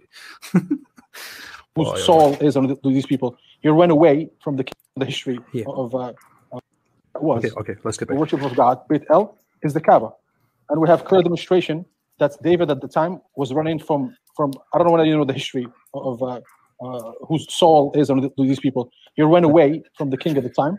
He stayed there for a while. He wrote a song about how much he misses this place. The only person on earth, and the word pilgrimage is mentioned there, by the way, in Psalm 80. Okay. Hold on. Guys, let me tell you what he's saying and combine it with the Bible. So in the Bible, David is this young guy, and he starts off by helping Saul. Saul's the king. Saul's the king of Israel. And David's helping him at first, but Saul starts realizing, wow, a lot of people love this David guy, this young guy, David, more than they love me. And then David finds out Saul's trying to kill him, so he runs. But all the places he runs are like close by. He runs and hides in caves, right? He runs and hides in caves. Eventually, when things get really bad, he goes to the Philistines, who are, they're a couple miles that way. The Philistines are a couple miles that way. There's the line in between them, but they're a couple miles that way. He goes and hides among them and so on. This guy's actually concluding, and this is why I said this is deception. This is deception and manipulation, because who's he appealing to here? He's appealing to viewers who have absolutely no clue what they're talking about. He gives them a limited amount of information. Hey, there was a time when David had to run away. Well, that's true. Where did he go? He wants you to believe it was to Mecca, to a pilgrimage to Mecca. And that's where he saw this pure worship in Mecca. And then he came back and wrote a psalm about it. He came back and wrote a psalm about it. So that's what his claim is, right? That's what his claim is.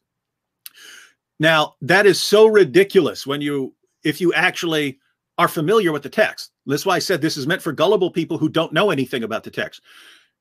We know where David went. We know where David went. He did not go far. He didn't go far. He stayed very close. He was generally in Israel, hiding in different places. It's like me. I grew up in West Virginia, a little place called Granville, West Virginia. We played on the mountains and built forts in the mountains and ran around on the mountains. That's where we played after school.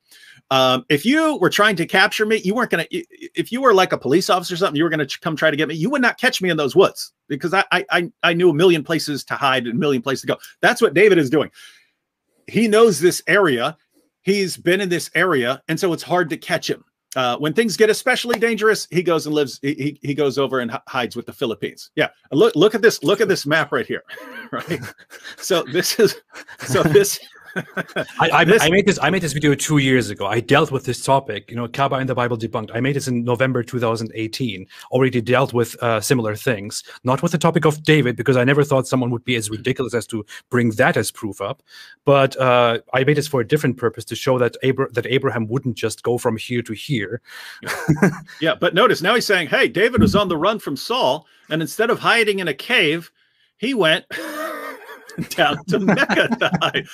Could you pull up a site, like a map site, like Google Maps or something like that, so we can actually see what the distance is? So go Google Maps and type just Jerusalem. That's in the general area. David was from Bethlehem, so that's right beside it.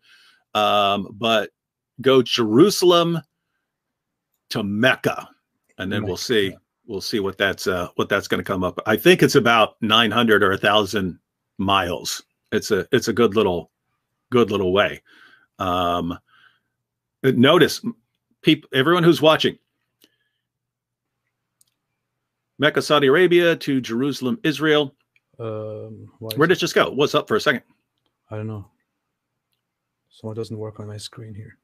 That is weird. It was there for a second. I know it was, but just for some reason it disappeared. Here, let me bring this up here. Oh. Okay, here. Okay, there you go. So 16 hours by driving. 16 hours by driving, and it's 1,482 kilometers. So almost 1,000 miles. It's almost 1,000 miles. And notice that's about the route you would walk. So the claim is David's hiding from Saul, and he runs almost 1,000 miles to hide in the middle of a desert, and he gets there to the middle of to Mecca, and then wow, what a great place of worship, and then he runs back and becomes king, and then writes a song about it. Now everyone who's not a fan of Islamic Dawah is watching this going, that is the most idiotic, insane thing I've ever heard in my life. You might as well say David fled to Mars, right? I mean, that's how it almost sounds that ridiculous. But guess what? Everyone who loves Dawah is going, yes, it's conclusive proof. Oh my goodness. Oh, the Bible says it. The Bible says David fled. Where else could he have gone? There's nowhere else you could run in the entire world besides Mecca. It must be Mecca. Oh, alhamdulillah. This is the clear proof that Islam is true. And notice, this is coming from their apologists. Their Dawah guys say this. There's no way this could be meant for a sincere person who honestly goes where the evidence points. You'd never conclude it. You could never read the Bible and think that David went down to Mecca when he was running from Saul. You never. It tells you where David went. It tells you the places David was hiding. Look, it says here. Am I right here? 1 Samuel 20:21. I think that's where he goes. That's where he goes to the Philistines. That day, David fled from Saul and went to Achish, king of Gath. That's one of the 5 kings of the Philistines. Yeah, Philistines. So this is where he flees. How in the world does he go from there down to Mecca? I mean, yeah. This is where he seeks refuge. Yeah, guys. So notice how this actually makes sense. There were places for David to hide within Israel. You can hide. It's not like, they don't have a lot of high-tech equipment to track you and so on. If you got away and went and hid in a cave, kind of hard to catch you. If things got especially bad, Israel was surrounded by enemies. And if you ran there and said, hey, I'm the guy Saul is trying to kill, well, suddenly you don't look like such a bad guy. Wait a minute, Saul's trying to kill this guy? Saul's trying to kill him? And so that makes sense. You want to know what doesn't make sense? That somehow David says, hey, I'm actually pretty safe. You know where I'd really be safe? Let me go 1,000 miles away in the desert for no reason at all. Because there's nowhere else I can go to be safe. That's just insane. And yet it's standard Islamic apologetics. This is Islamic apologetics 101. It's amazing stuff. And notice AP is a stubborn bigot for not accepting this when Khalil was saying this. Yeah, it is fantastic. He's got a hard heart. He's not accepting the clear proof. It is fantastic. It is amazing to me. What's funny is I don't know if you want to go that far, but later on he also mentions that Abraham he brings the usual thing. Abraham built a temple, the sacrifice and this and that took place down in Mecca apparently because it was the desert of Paran, and the desert of Paran is thought to be in Arabia and all that. I think we'll get to that as well, but I don't know. There's just so much material for nonsense in here. It is incredible how these people actually think they have made a good point. People go on pilgrimage to a place called the Valley of Becca. Now we know the name Mecca is called Becca as well. It's mentioned in the Quran. They're not going to the Valley of Becca. They're going through the Valley of Becca. Wow. The text here, Mr. Sir, the text here clearly says that you're passing through the Valley of Becca to go before God in Zion. Why? What are you talking about, man? Wow. Oh boy. David, you know what's very funny? I have to do this now. I have to bring up something hilarious. Wait a minute. Wait. There was this before I joined their chat. There was some guy on before me. I have no idea what in the world he was talking about. I think he was trying to preach some weird new Christian or black Christian stuff to them, and I had to wait in the back for that guy to end his preaching to them. And I was cracking up because of how that guy was talking to them. And he kept telling them, sir. And I was cracking up. I didn't even hear it, but I just heard you saying it, and it sounds funny. Yeah. Right. You guys, I haven't interrupted you. Stop interrupting. Except for now, because now I'm tired of your waffling. You understand what that word means? That's the point. It's the biggest issue here. Means that you're talking too much without getting to the point. Yeah. And the point puts out a YouTube video. There's a National Geographic is my videos. So he's just talking similar to like the Petra thing in Mecca. But right, someone who was Becca. There's something that happened at the end of this which cracked me up, and I was then totally in the mood to get into the conversation. Look at this. They muted him. Hamza muted him, and then he became very cocky about his commanding the audience here. I just for the record, there are times to pull the race card. If I were this dude, I'd be like, "Oh, muting the black man. You see it? Muslims muting the black man." I would totally, guys. I would totally do that. Wait. All right, now you can speak, BJ. George, behave yourself. Brother, if I hear you say "behave myself" one more time, I'm going to say something very ugly about your ugly ass beard. You hear me? No. Behave yourself. See you later. Look, so that's where they cut him. Look, same thing. I would have pulled a race card right there. You better watch him, blah, blah, blah. I would have come back and been like, Yes, master. Is that what you want me to call you? Because you're shouting orders at me, and you're. I would totally do it, man. Yeah, I was sitting there. I'm kind of getting into the mood, preparing myself, looking at topics that I should talk about, and that guy keeps going back and forth with these guys. Says, "Sir, sir, sir." And then in the end, he says this, and I'm just totally lost it. And I don't know. and I was ready for the conversation. That made me feel better. Yeah, boy. Anyway, that's not. I actually like big beards, so I couldn't make fun of him for that because I like. I have a problem in that my beard grows straight out like this, so I can't grow I would totally have a big long beard if it would just grow straight down, but. Yeah. So the issue is, I mean, I don't have an issue with it either. But these guys, behave like this, think they can just command everybody around, think they can make any kind of remark, whatever they want, and then somebody comes and actually just tells him his opinion. He's like, "Hey, wait a minute, you don't tell me to behave myself," and then they kick him out. Prior to Islam, Allah refers to it as Becca, but when Allah talks about Mecca during Islam, he calls it Mecca because the name was changed. Yeah, so the Quran once calls the city of Mecca Becca, and once calls it Mecca. And the Islamic interpretation is that Becca was an ancient name, an old name for Mecca. And of course, Becca sounds so similar to the Valley of Becca. But as we have found out, unfortunately, the Bible doesn't say Valley of Becca. It says Valley of Baha, which is, of course, a very Islamophobic reading of the Bible. Yeah, and they're passing through it, and they're passing through it on their way to Zion. Uh-huh.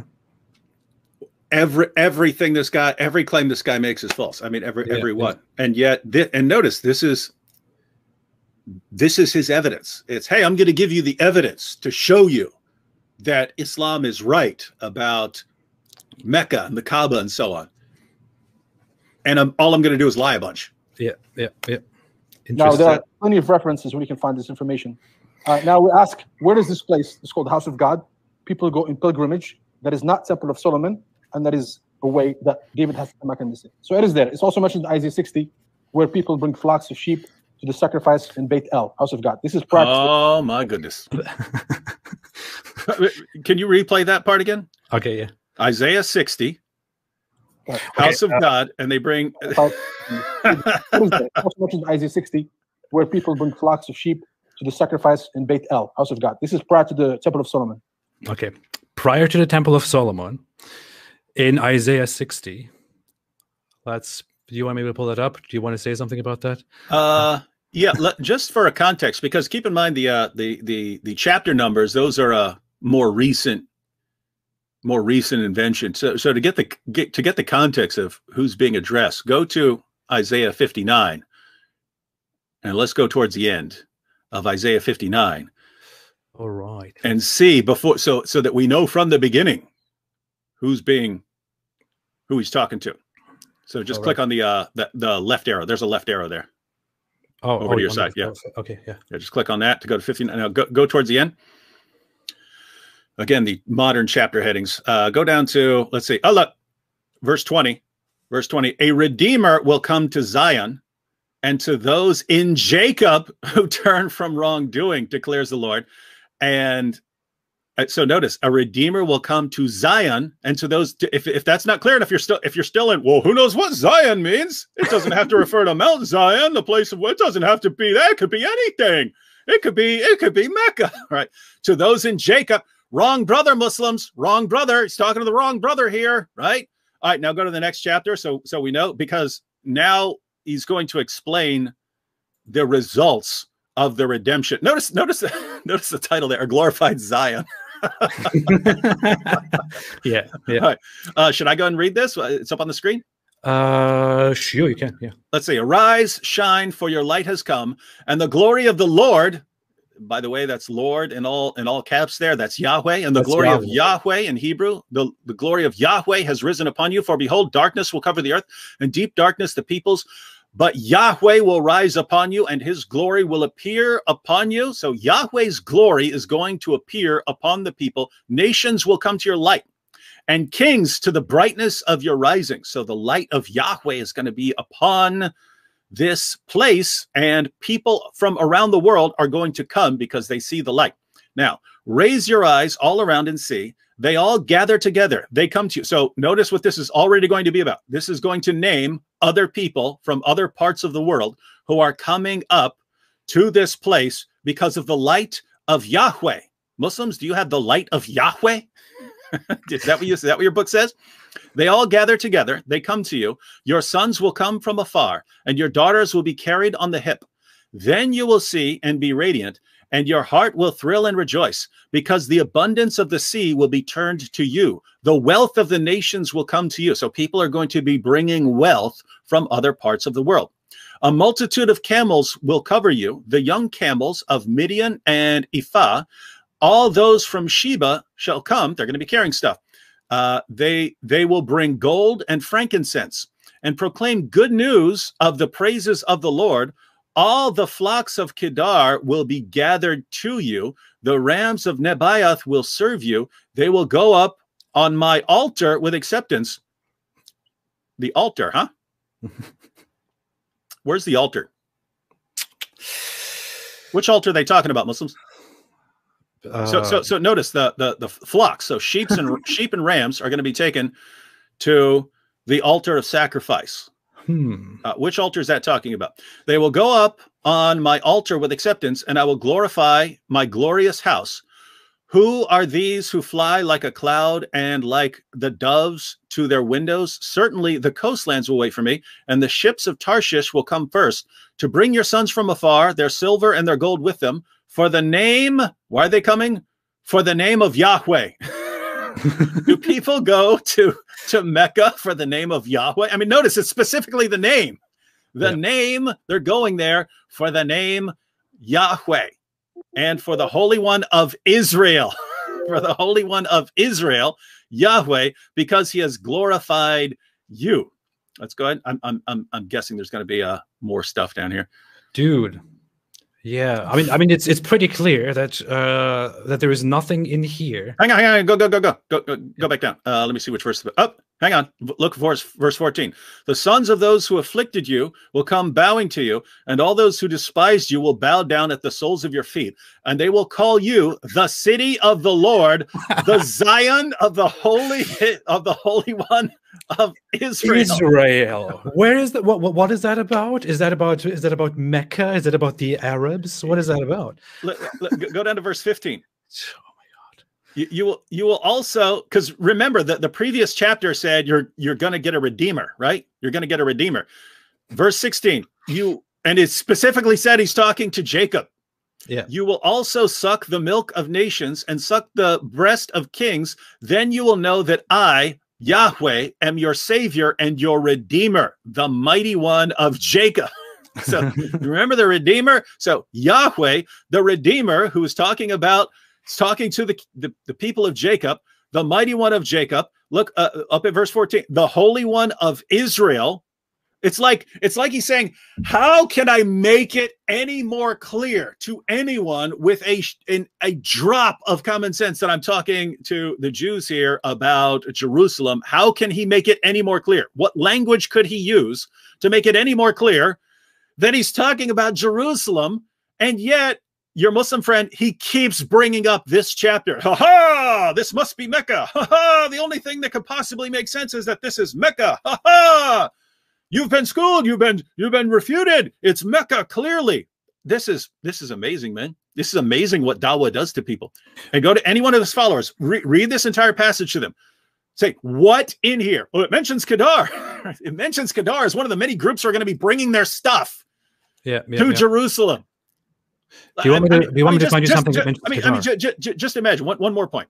Okay. Because anytime they see any mention of anything at all associated with Arabs, with Kedar, something like, yeah, that's a prophecy. I mean, just imagine if other people did that. When it's naming all these places, Tarshish and so on. Imagine someone said, Tarshish, oh my goodness, that means there's a prophet in Tarshish, right? It's not saying that. It's not saying anything close. It's not talking about a prophet or a house of worship. And it's not talking about anything like that. It's clearly, indisputably talking about Jerusalem, and all these other places are bringing their wealth to Jerusalem because the name of Yahweh, and somehow this becomes the proof text that Islam is true. This is amazing stuff, man. I mean, it's so disturbing that Dawah is so successful at deception and manipulation, manipulating people into becoming these drones who accept anything you say, that even right now, you could take, I don't know how, I'm not familiar with Khalil. I don't know how many fans or followers he has, but however many he has, if it's 100 or 1,000 or 100,000, whatever, you could line all of them up right now, read through this passage with them, point out everything that proves conclusively we're talking about the Jews in Jerusalem here. And he will look at all of that and go, yep, clearly talking about Mecca. It's just amazing stuff, man. So I want to hear, it's, by the way, it says here, the glory of Lebanon, right? The glory of Lebanon will come to you. Where is Lebanon, David? Is that is that somewhere near Mecca? Where do you think? No, that proves that some random religion that has a prophet from Lebanon is confirmed there, and that David went there, and that's where the Valley of Becca is. Because as far as Islamic apologetics is concerned, all you need to do is say it, and it makes it true. So here is Jerusalem, here is Mecca down here, and here is the region of Lebanon. You know, obviously the Bible is talking about how the people of Lebanon will come down here to Mecca, you know, and sacrifice something on the altar in the name of Yahweh, and this will be in the holy city, and of Zion, you know, and praising God. Totally makes sense, right? Totally makes sense. Mm-hmm. Talking about Israel, I mean, the Bible, the Quran, when it talks about Israel, when it mentions the children of Israel, or when it says Israel or the sons of Israel or whatever it says, it refers to the Jews. It refers to the Jewish people, because that's where the split happens. Israel is that. I mean, how do you read this? You read Yahweh, you read the altar, you read the places mentioned which have nothing to do with Mecca. You read Zion, you read the Holy One of Israel, and you conclude that this is about the Kaaba and Mecca. I mean, how ridiculous could you be, dude? Yeah, and one of the things he was doing is he was saying it was to celebrate the sacrifice of the firstborn and stuff. His text didn't say that anywhere, but he kept saying it over and over and over again. Remember? Yeah, there is no reference to that at all. It's just like the lie that he made about Psalms 84, where he said that it mentions Bethel. There is no such thing as in Psalms 84. And the guy was also arrogantly saying, "You clearly have not studied this. I have studied this. I know what I'm talking about, dude." Yeah, I mean, we're seeing that here right now. Yeah, he read some horrible Islamic apologetics book. Jotted the points down and clear. I mean, and think, ladies and gentlemen, if you're watching this going, that is so awful, that is so terrible, guys, this is Islamic apologetics. This is how it works. Let me show you. It doesn't get better than this. This is just how it is. Let me show you where in the Psalms people are mentioned that are close to what you would relate to the Arabs and maybe even to Muslims today. Psalms 84. Do you remember Psalms 83? Do you remember Psalms 84 is that guy's absolute proof that the Kaaba is mentioned, because in Psalms 84 there is the Valley of Becca, and there is apparently a temple which is not even mentioned here.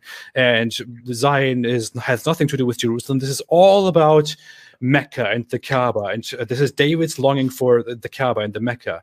And here, when you go into Psalms 83, which comes just before that, what do we read here? God, do not remain quiet. Do not be silent, and God, do not be still. For behold, your enemies make an uproar, and those who hate you exalted themselves. They make shrewd plans against your people and conspire together against your treasured ones. They have said, come and let's wipe them out as a nation, so that the name of Israel will no longer be remembered. For they have conspired together with one mind. They make a covenant against you, the tents of Edom and the Ishmaelites. The tents of Edom and the Ishmaelites, Moab and the Hagrites, Gebal, Ammon, and Amalek, Philistia with the inhabitants of Tyre. Syria has also joined them. They have become a help of the children of Lot. Deal with them as with Midian, as with Sisera and Jabin at the river of Kishon. Enemies who are trying to destroy Israel, who are trying to make Israel be forgotten forever. And what is this in reference to?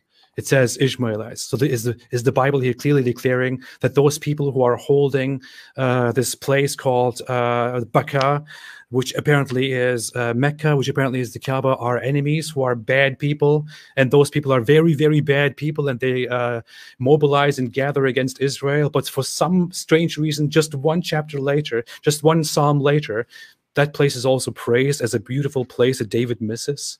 And yet just can't give anything remotely resembling one clear word indicating that. I mean, it's like all the clear statements are negative, they're insults.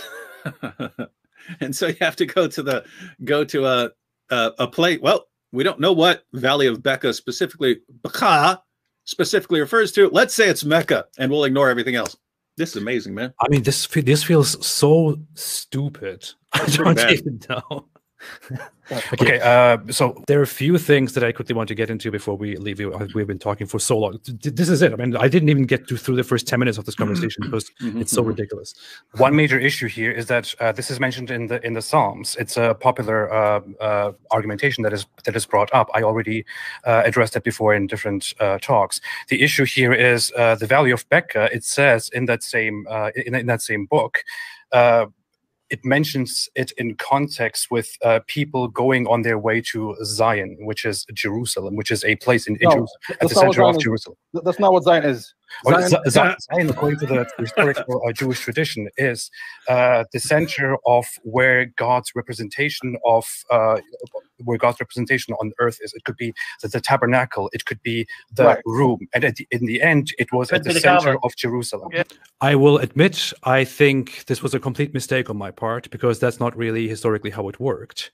I completely gave him a thing here, gave him power here by making a mistake, because how that actually came into how that actually was established is that Zion comes from Mount Zion, which is directly there in Jerusalem. It's right there, and that Zion becomes the place, the house of God. That Zion is where the tent for God and the tabernacle is established, where the covenant, where the Ark of the Covenant is brought, and where the temple is eventually built. Which is why Zion refers to that place in that center. Unfortunately, I kind of made a compromise here because of my lack of control over this issue here, and gave him some power and to further his lies in this. But yeah, here we have it. It could be the Kaaba. If it can be more than one thing, the Kaaba can be included in that. So you mentioned that it could be the issue is you brought up one thing, which is that outside of Jerusalem there is no such place. That is false. According to the Torah, Abraham built more than 4 temples on his path throughout the Middle East, throughout these places. Including Mecca? No, we have no record of him going ever down to Mecca. There is no such thing. Okay, no problem. Becca is also mentioned within the. Okay, just one moment. Becca is also mentioned within the Bible as a place that is has always known to be referring to a place surrounding Jerusalem. Now, if that one Valley of Becca refers to Mecca, and Jews had that book with them all the time, and this was so praised and sung. The Psalms are not a joke. I mean, the Jews have been singing that forever. Then why did nobody ever know about Mecca? Why did nobody go down? They did. That's why that's why rabbis have converted to Islam, including the Samuel. Well, you don't know who these people I'm talking about, including the Samuel, including even Abdullah ibn Salam, some of the Prophet, and many. Who? I still have no idea what he's talking about. He just cited Abdullah. That was during the time of Muhammad. That was that was the Jew who came to Muhammad and said, if you're a true prophet, then there are 3 questions. What's the first meal in paradise going to be? What's the first sign of the end times going to be? And why does a child sometimes resemble its father and sometimes resemble its maternal uncle? And Muhammad said, fish liver, a certain lobe of fish liver, a fire that separates the east from the west, and a child sometimes resembles its father and sometimes its mother, depending on who has the first orgasm that excretes the semen, because women have semen too. In other words, totally 2 of the claims were completely unfalsifiable. There's no way to verify. There's no way to verify the first meal of paradise and so on. And the one answer that Muhammad gave that you could actually test is completely wrong. And what's interesting about and why this story may actually be true. The answer that Muhammad gives is disturbingly similar to a passage in the Talmud, meaning that, and it's wrong. It's biologically, it's false, but that means that he stole it, right? He stole it. And that's why Abdullah, oh my goodness, he knows the Talmud. I have to convert. So notice you can't just say, well, Abdullah converted. This must mean that the Islamic story is true. No, we need to see Abdullah's reasons for converting and see if he was stupid for accepting this. Abdullah, what does it have to do with the topic? Yeah. Abdullah made a very serious mistake. He accepted, guys, if you don't know anything about biology, one, women don't have semen.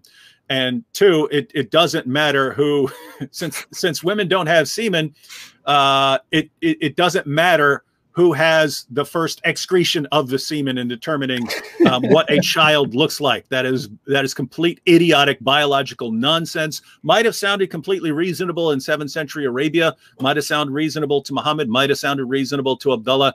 We know it's false. So you can't just say, well, Abdullah, he was a Jew and he converted, so Islam must be true. His reasons were completely wrong. His reason for converting is actually something that shows that Muhammad's a false prophet and a plagiarist at the same time. Yeah. Well, the funny thing is, what he does here is look, including the Samuel, including even Abdullah ibn Salam, the Prophet, and many ones. Just because you don't hear about them, but it's Islam. Why did nobody go? They did. That's why that's why rabbis have converted to Islam. He says that's why rabbis have converted to Islam. See, that's why they knew that this refers to Mecca, and that's why rabbis have converted to Islam. Did that guy convert to Islam because of this issue? Is there anything in the scripture? Is there anything in the text? Is there anything in these vague references that references this issue, that references Mecca, that references this Valley of Becca issue? No, and I mean, even if there is some rabbi, because I don't know what books he's reading or whatever. Even if there is some rabbi who says, yes, I looked at this and I said, wow, Valley of Becca, that sounds like Mecca. Oh my goodness, this must be that would just prove that you're dealing with a pretty stupid, gullible person if he fell for that argument, right? That wouldn't prove that the Islamic claim here is true. It would prove that there are stupid people in the world who sometimes. One very ridiculous thing that Hamza did later on in this conversation, I don't want to get to that now, but Hamza that this is a very strange objection toward the end, was like, tell me, Ridwan, if what you're saying is true, then why did rabbis say that the Valley of Becca is Mecca? And I'm like, how many? Who said? What's the percentage among rabbis who said that? And he's like, what does it matter? Why did they say that? They said it because they know. And I mean, the argument here is that apparently there's one guy who, according to Khalil, as Hamza just heard, said that the Valley of Becca might be Mecca, which is why he had a positive thought about Islam or converted to Islam. And that apparently is complete destruction of my entire argument that the Valley of Becca has nothing to do with Mecca. That's why that's why you got smashed. This is mind-blowing. This is mind-boggling. I have no idea what to say. And this other guy, I have no idea what he says. He's saying that some rabbi called Samuel converted to Islam. That's sounds very. I mean, a Jew called Samuel. Surprise, surprise. I don't know. Yeah. No. Wait, yeah. Here. Wow. Notice. Right. Notice.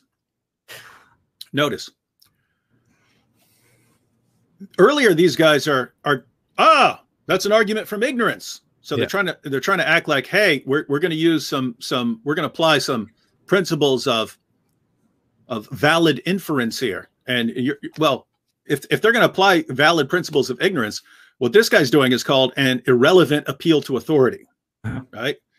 It's not like he's appealing. It's not like there's a consensus or something like that. If you had a Jewish rabbi who converted and that person's reasons were bad, you can't just say, well, that rabbi said it. That doesn't make that position correct.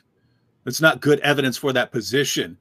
There are certain times where you'd say there is this great consensus of all experts in a field or something like that, and then you'd want to say, okay, that may count as evidence here. But I mean, out of how many hundreds of thousands of rabbis over this, if you found one or two or something like that who said this, and I have to confess. Even if you showed me a rabbi today and he said, yes, I really examined it and I converted.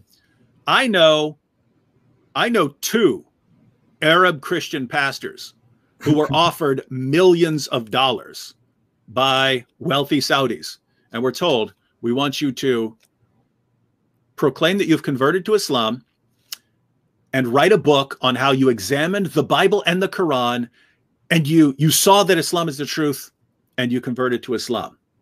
And one was offered $2 million. The other was just told, name your price. So since I know that that is a thing, that's why when I see someone like what's that guy's name who did the Scientific Miracles book? We just talked about him. Yeah, Maurice Bucaille. That's why when Maurice Bucaille comes out with this book and he works for King Faisal, and I discovered all these scientific miracles, and you read the reasoning, and it's like the stupidest arguments you ever see. And you're thinking, there's no way a serious person came up with these arguments. Yeah, that's why you'd have to do better than, well, a rabbi said it. You got to give us the argument, give us the evidence. If the evidence that convinced some random rabbi is what Khalil is saying here, that is the worst evidence I've ever seen for anything. One of his arguments here toward the end somewhere, I don't know if I want to pull it up, but I'm saying, because he keeps appealing to authority, and I say to him, hey, the vast majority of biblical scholars will never agree to the ridiculous claim that the Valley of Baqa refers to Mecca.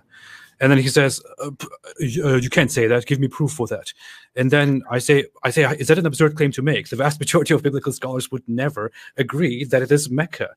How is that absurd to say? I mean, it's very, very obvious. And what he then says as a response is, I can cite 30 biblical scholars who don't know what the Valley of Baqa is and what it refers to, but I also know one who will say that it is Mecca, and I know for sure that it is definitely Mecca because of these circumstances. So he does appeal to authority to prove a point, but then he rejects the majority opinion among scholars. Yeah, and which by the way agrees with what you said, right? Yeah. You said the vast majority would not agree with this. Yeah. And he says, well, I can show you. The vast majority say no one knows what that means. That's right. The word is used one time. No one knows what it means. I mean, no one knows which valley this is talking about, because there are a ton of valleys that you could use to go to Jerusalem. Right. Yeah. In fact, let me go there, man. It's ridiculous. Seriously. Let me go there. Because they expect me to say where the Valley of Baqa is. And I'm like, hey, I don't know where it is. It's an insignificant place.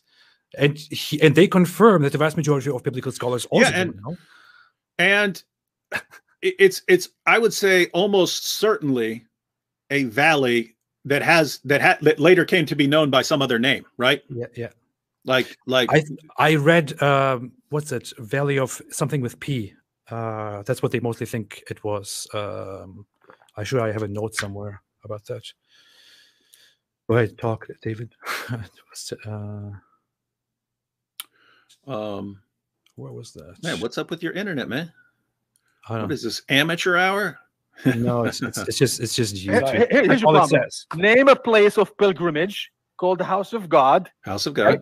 So he made that up. That up. Well, he doesn't mention the criteria because notice he's giving all the criteria that he made up. Yeah, he wants every single one of his criteria he made up. He reads something, completely misrepresents what it says, draws a ridiculous conclusion, and then uses that as a criteria.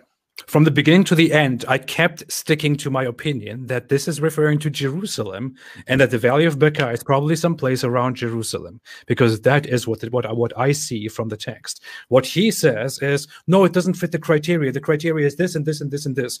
Obviously lies. We have just presented them extensively, and because I cannot give him something that agrees with his criteria, he then concludes that I'm ignorant and that I'm a liar and that Islam has schooled me and us. You've been schooled.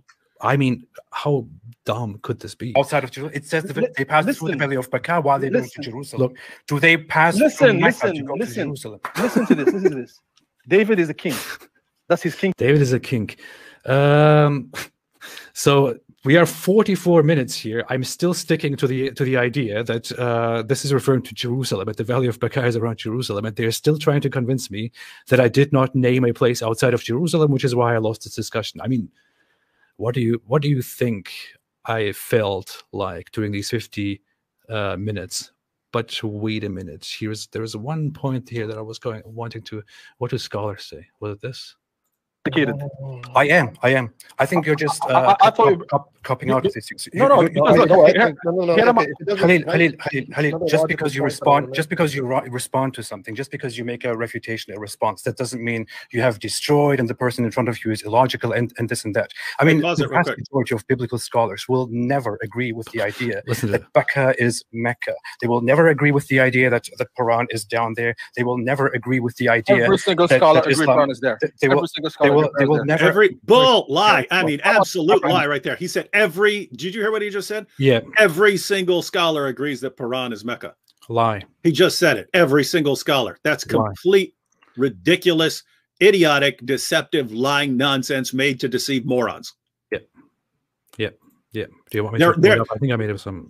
There are disputes about where Paran is, but to say everyone agrees that's ridiculous. That is a ridiculous lie by a liar.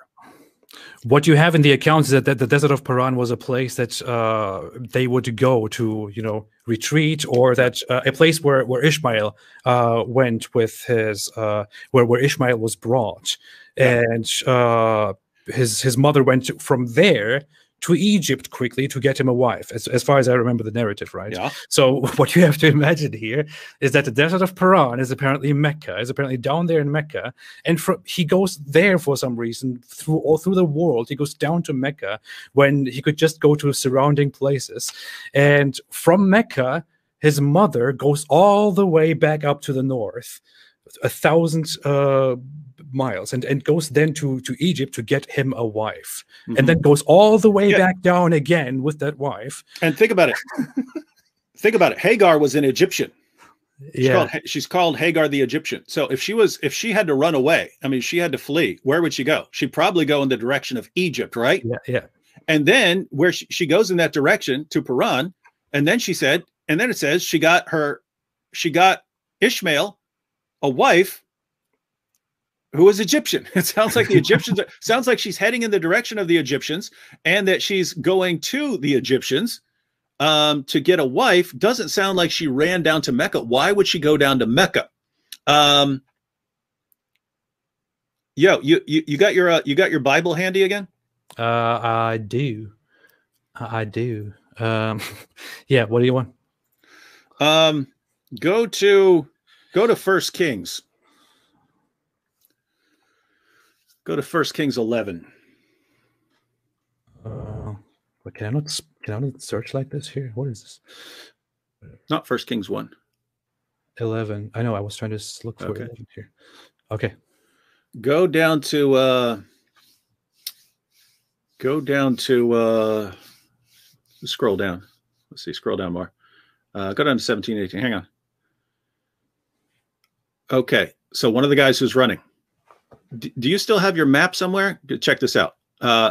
For Joab, look at verse 16. For Joab and all Israel stayed there for 6 months until he had eliminated every male in Edom, that Hadad fled to Egypt, he and certain Edomites of his father's servants with him, while Hadad was a young boy. They set out from Midian and came to Paran, and they took men with them from Paran and came to Egypt to Pharaoh. So notice, they're fleeing Edom, which is to the southern end there, the southern end of Israel, and he's going to Egypt. Now, where's Egypt? So he's going from there to there. Right? So, where's Mecca again? Ooh. Okay, so the Muslim claim is that Mecca is Paran, right?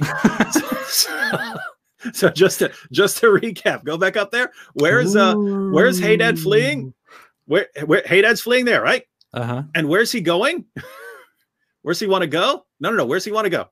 Wait. He wants to go to Egypt. He wants to go, yeah. He wants to go to Egypt.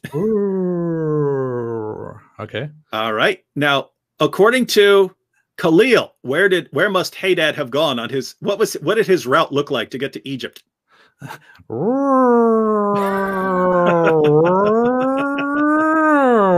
I'm here. Let me march 1,000 miles into the desert, and then march 1,000 miles back for no reason at all. That's what these guys are arguing. And guess what? According to Khalil, 100% of scholars in the world will say, yes, that is exactly what Hadad did. That's exactly what he did. He went down to Mecca only to get over to Egypt. Guys, this is insane. This is pure insanity here. 100%, every last one. This is insanity. This is insanity. All right. So let's do this. Where was I? Where am I here? I just want to do it because it's so much fun right now.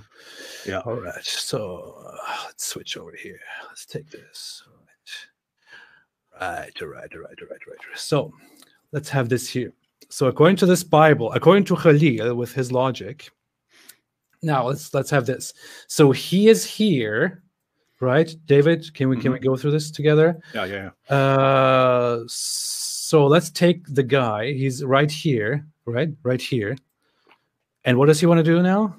He wants to go to Egypt. So he wants to go to Egypt. He's trying to get to Egypt as quickly as possible. Yeah, he wants to go to Egypt like this. Yeah, that's the way stupid people would go.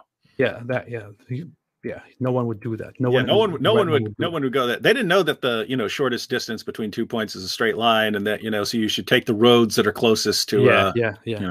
Someone even told him, "Hey, just go this way." He's like, "Are you stupid? That doesn't." Yeah, you idiot.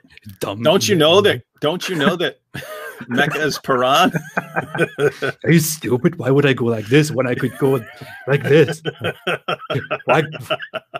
Yeah, there you have it. Now I'm there. Are you dumb? This is the right way. Why would I go like this here? Why would I do that? I'm not stupid. I'll go like this. I'll go like this. Look like this. Everyone. That's Islamic apology. We're laughing, but again, ladies and gentlemen, this is standard Islamic apologetics, claiming that Paran is Mecca and so on. Boy. Wow. Yeah. Okay. So this is the way. That's the way to go. This is the way Khalil would go.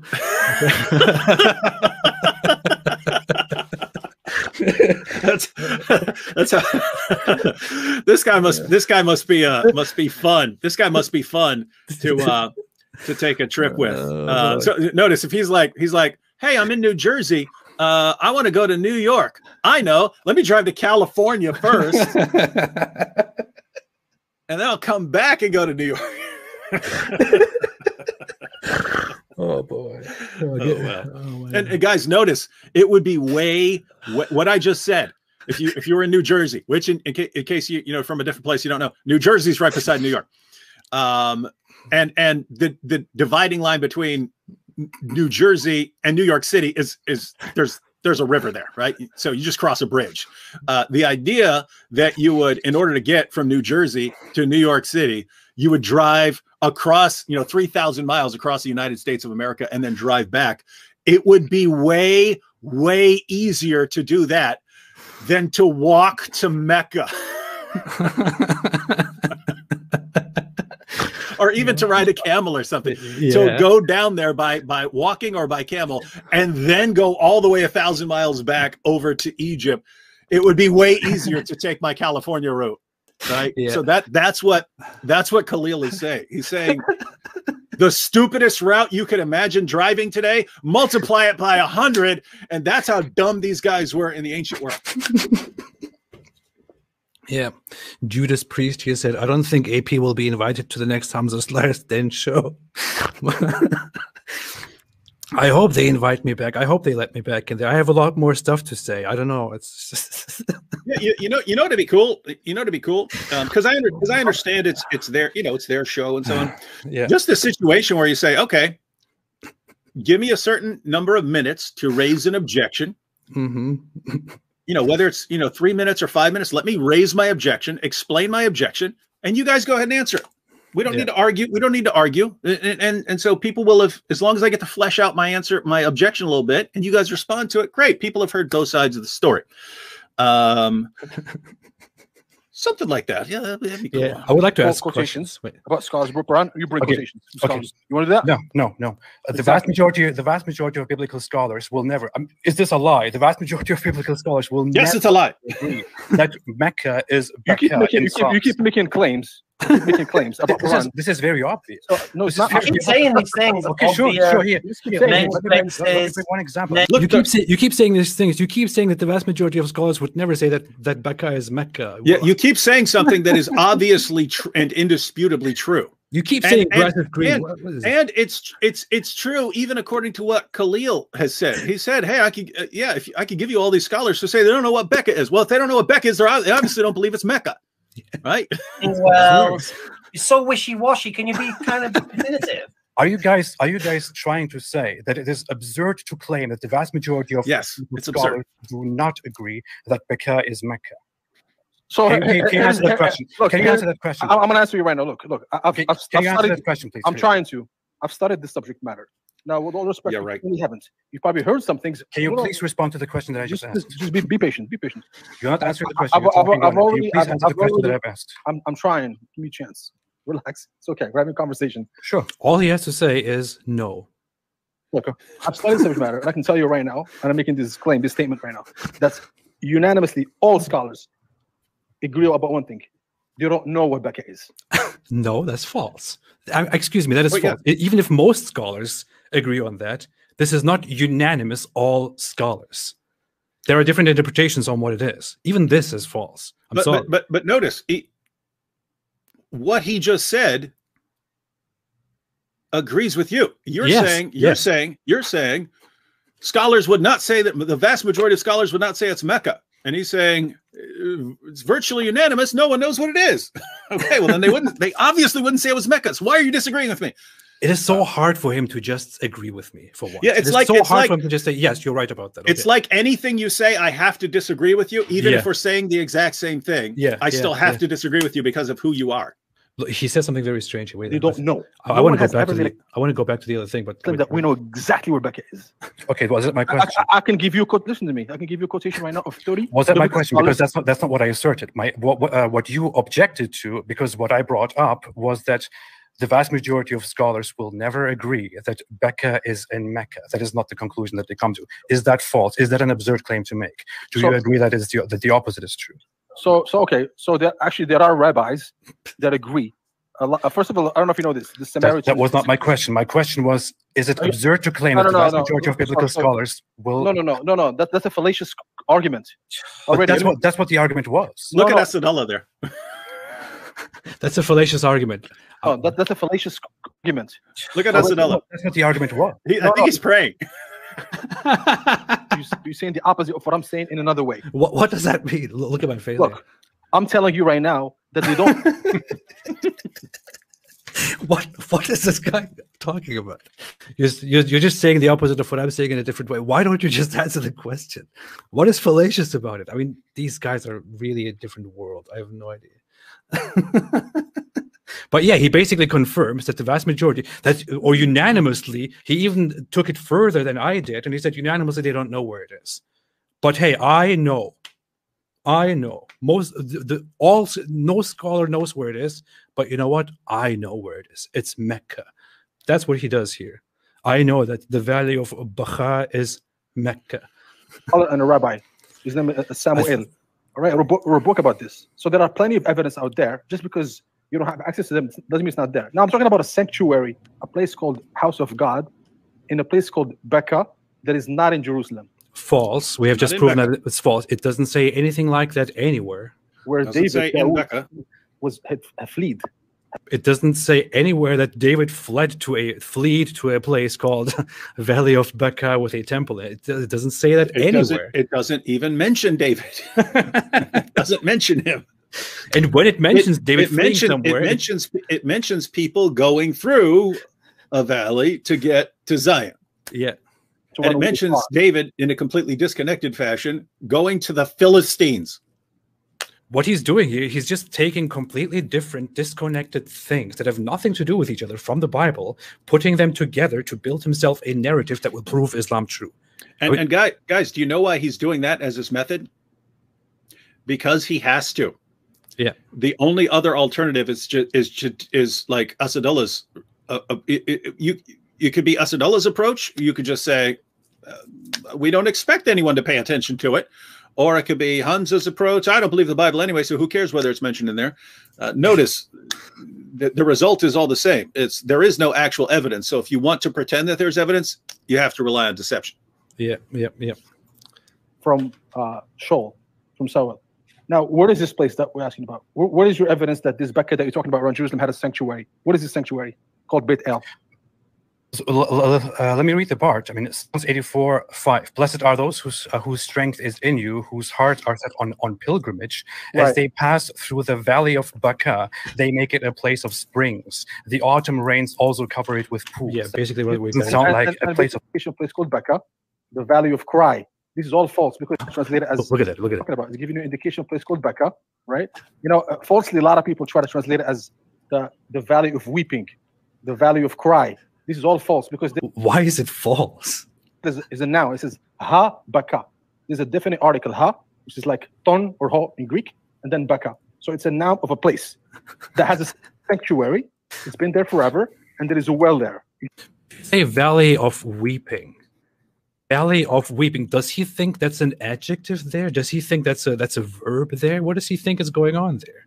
Valley of weeping is, if it's valley of weeping, in that sense, the weeping is the noun in this context. I mean, what is he talking about? If it is a different translation, we also have a lot of scholarship on this matter, where Baka is supposed to mean trees or a specific kind of trees that already fulfills the issue here. And biblical scholars everywhere, so many biblical scholars have concluded that this is weeping or tree. Who the hell are you to say, well, this is of course false?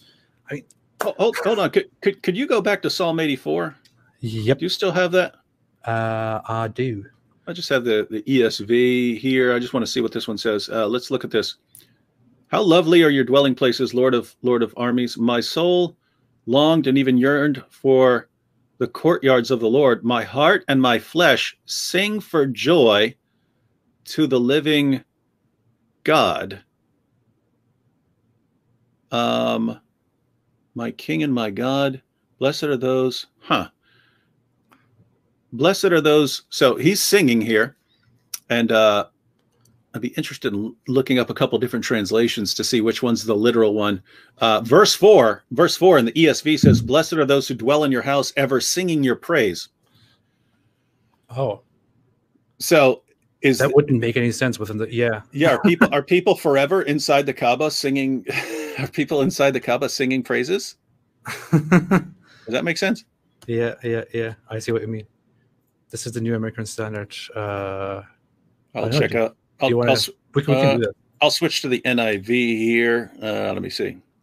Blessed are those who dwell in your house. They are ever praising you. Praising you. Let's see.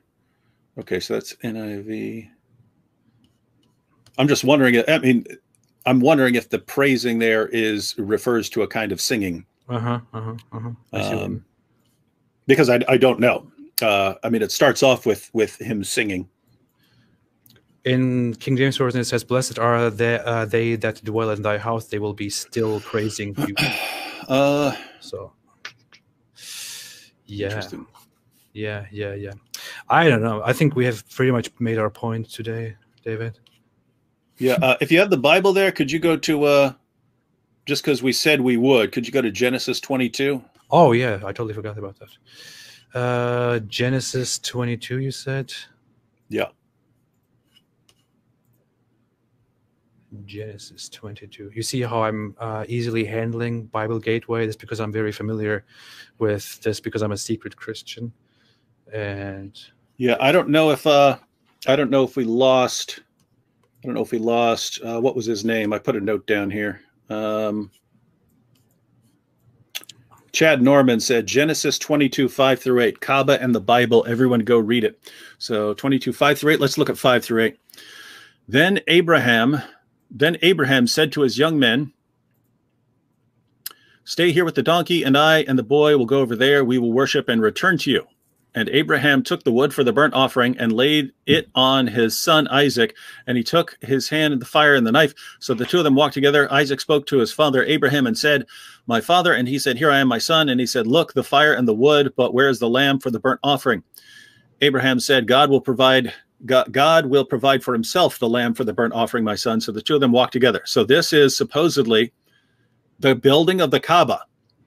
Now notice, they just walk away with some wood they're carrying, and somehow they build this big cube, this big stone cubical shrine, and then set all of the worship in motion. Notice, if you just go back to the beginning there. Now it came about. Oh yeah, you were going to look up Moriah. Look at this. Now it came about.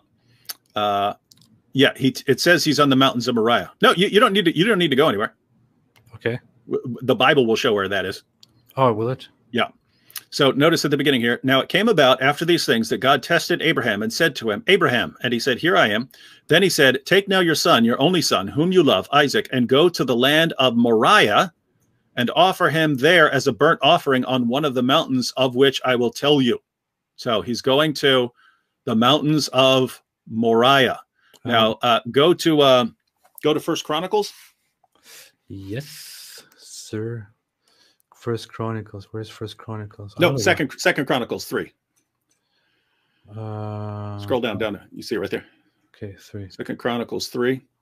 Okay. Where did Solomon build? Then Solomon began to build the house of the Lord in Jerusalem on Mount Moriah, where the Lord had appeared to his father David. So Solomon built the temple on Mount Moriah. So what's Moriah talking about? It's obviously talking about Mecca. And when it says that Abraham brought, he had Isaac carry some wood, it clearly meant enough blocks to build the Kaaba, and then they built the Kaaba in Mecca. And guys, do you see this? Because that Muslim was there saying it with complete confidence. It's so clear. It's so clear. I mean, just read it. All you have to do is read it, and you see this is them building the Kaaba. My goodness, guys, it's Abraham in the land of Israel. No, you're just being with some wood. And guys, if you'd actually read that passage where Abraham's willing to sacrifice his son, and God tells him, don't do it. And it says that God will himself provide a sacrifice. And then years later, Jesus comes along and John the Baptist says, behold, the Lamb of God who takes away the sin of the world. If you actually tried to understand any of this, you wouldn't walk away believing in Islam. There's amazing messages here, and you miss them all because you're going, how can I distort this to find something to confirm my religion that's falling apart? Come on, guys.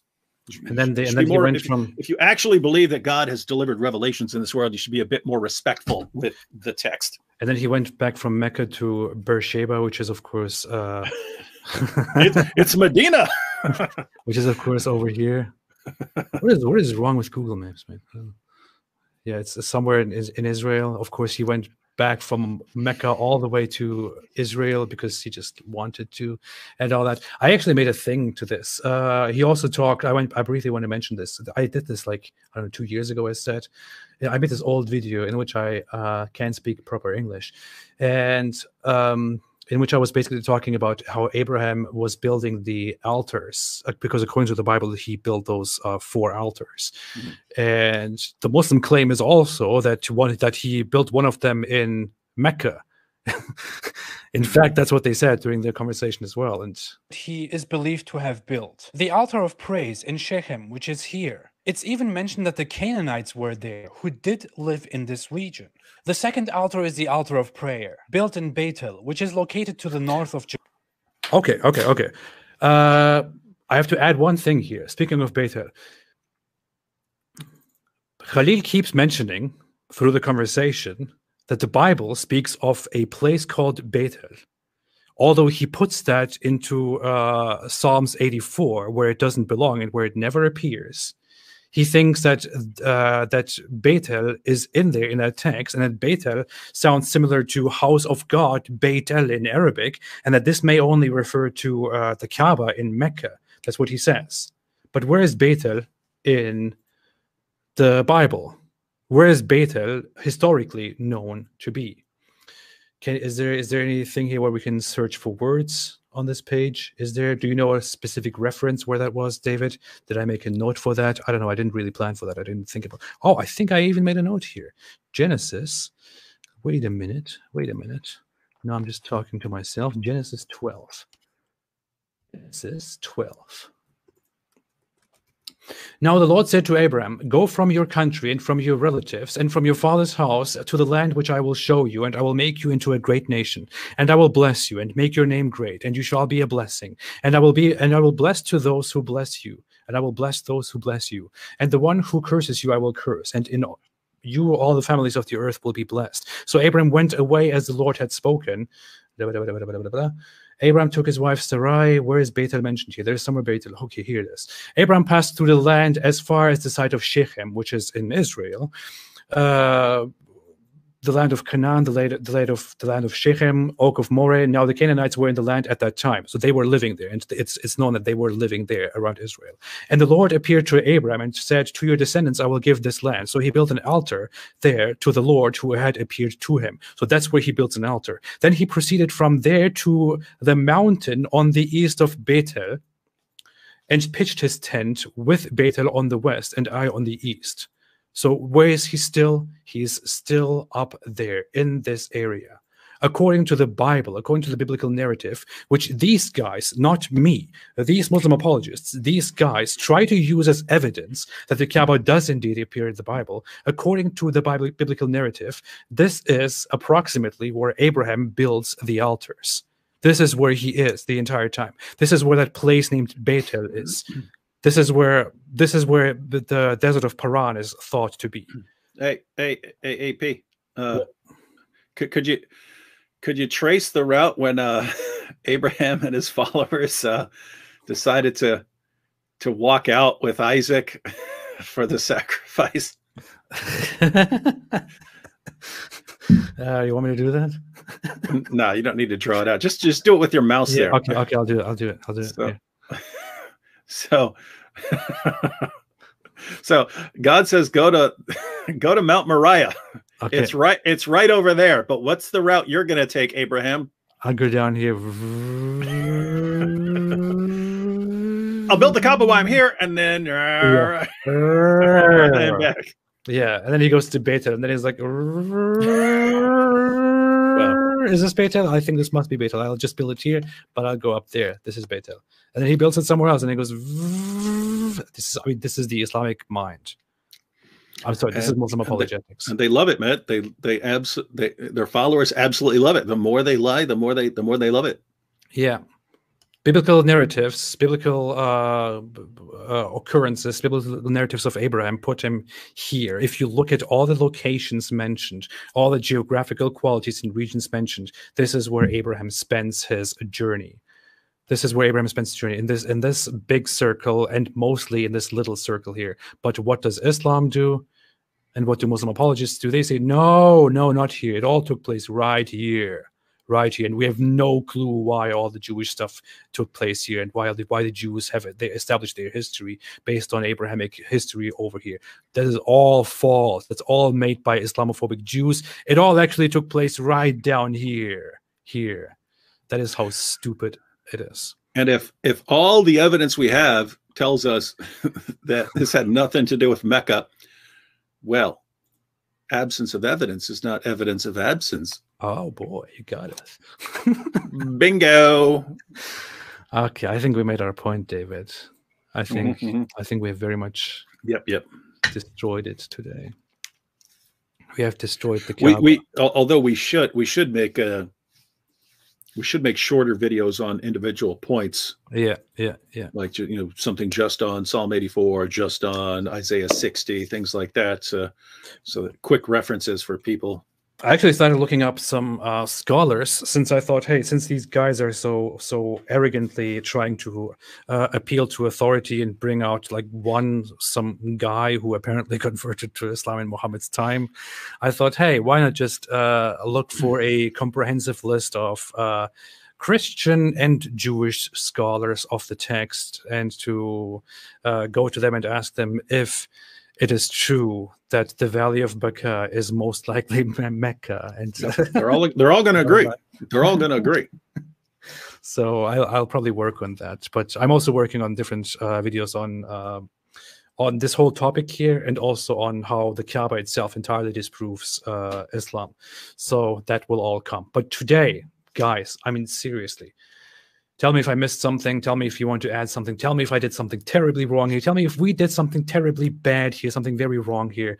But hey, especially Muslim viewers who think that these apologists over there at Hamza's Den actually schooled us and made a point and actually proved Islam to be true. Even if you do think that, even if you think they came out on top, even if you think they are much better and much smarter and much more honest and all that, no matter what it is that you think, I don't even care. Look at what happened. Look at what they said. Look at the realities that we have presented today, and tell yourself one more time that they are right. Yeah. Please. Yeah, and just an unrelated summary. Muhammad Osama here just said, Mary was married at 9 and gave birth to your God in 12. So why you kept mentioning Aisha? Notice I wasn't following the discussion about Aisha, but when we say Aisha was 6 or 7 when she was married and had sex with Muhammad at 9, that's because that's what we read over and over again in Sahih al-Bukhari and Sahih Muslim and Sunan Abu Dawud and so on. And what do you respond with? Mary was married at 9. According to what? Name your source, chapter and verse. Yeah. You can't. There is none. So we come at you with evidence, and you come at us with lies. And that's the reason I normally wouldn't read that at the end, but it's just a perfect encapsulation of everything we know about how dawah works. It's people come at you with evidence about problems, and you respond with lies. That's what all of your dawah guys do. Yeah. Show me one that doesn't. This is the same thing with what just happened between me and Sajid Lipim. I came out and I put everything down, all the sources. I opened them up and said, hey, this and this and this, here and here and here. He tried to respond to them, ignored half of what I said. I doubled down and said, hey, here and here and here and here. This completely disproves your ridiculous argument that the Gospels that we have today actually agree with the Islamic belief. And what did he do as a result? He said, guys, don't listen to this guy who calls himself apostate prophet. He is a devil. Everybody block him on YouTube if he appears. Click on not interested. Don't recommend this channel, and please stay away from these people because they will raise doubts in your head. and then when the lie doesn't work, then they make up more lies. Muhammad Osama replied, man, I asked a priest, spelled Priest, and he told me that. Go ask your scholars. Well, I know our scholars. I've never met one who would say that Mary was 9 when she got married because there's no source on it. Yeah, you can't. This is what I find amazing, AP. It's, hey, they're coming at us with sources. Let me make something up because for some reason we just have no problem lying, and so they lie. And then when you say, hey, show me where you're getting that, oh, go ask your scholars. What scholars are going to say that? What scholars are going? You're telling me our scholars are going to make stuff up like you just did? Come on, dude. Yeah, of course they will. Welcome to Islam, man. Of course they will. Welcome to this is Islam. This is Islam. We present Islam. All right, David. I think that's pretty much it. Yep, we are gone. Yeah, I'm very tired. My legs hurt. Oh, I have a lot of super chats here. Thanks everybody for the super chats. Maybe I may arrange something for Monday to go live and to interact with that as well. I think right now David would be very angry with me if I went into reading super chats. I would have to go to my full psychopathic state. All right. Well, I think this very much broke it down. Thanks, everybody. I wish to always join the Hamza's Den arena one more time to discuss things with them. I'm sure that they will have no problem with us laying everything out here as it is. I'm sure they will accept me again onto their stream to talk about matters with them. And yeah, thank you, everybody. And thank you, David, for joining me today and doing this great work that we have done. Is there anything else that you want to say, David?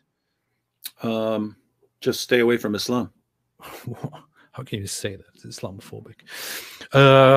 Yeah. Okay. Thanks, everybody. And no, seriously, thanks, everybody. Stay away from the Valley of Baqa and stay away from Islam.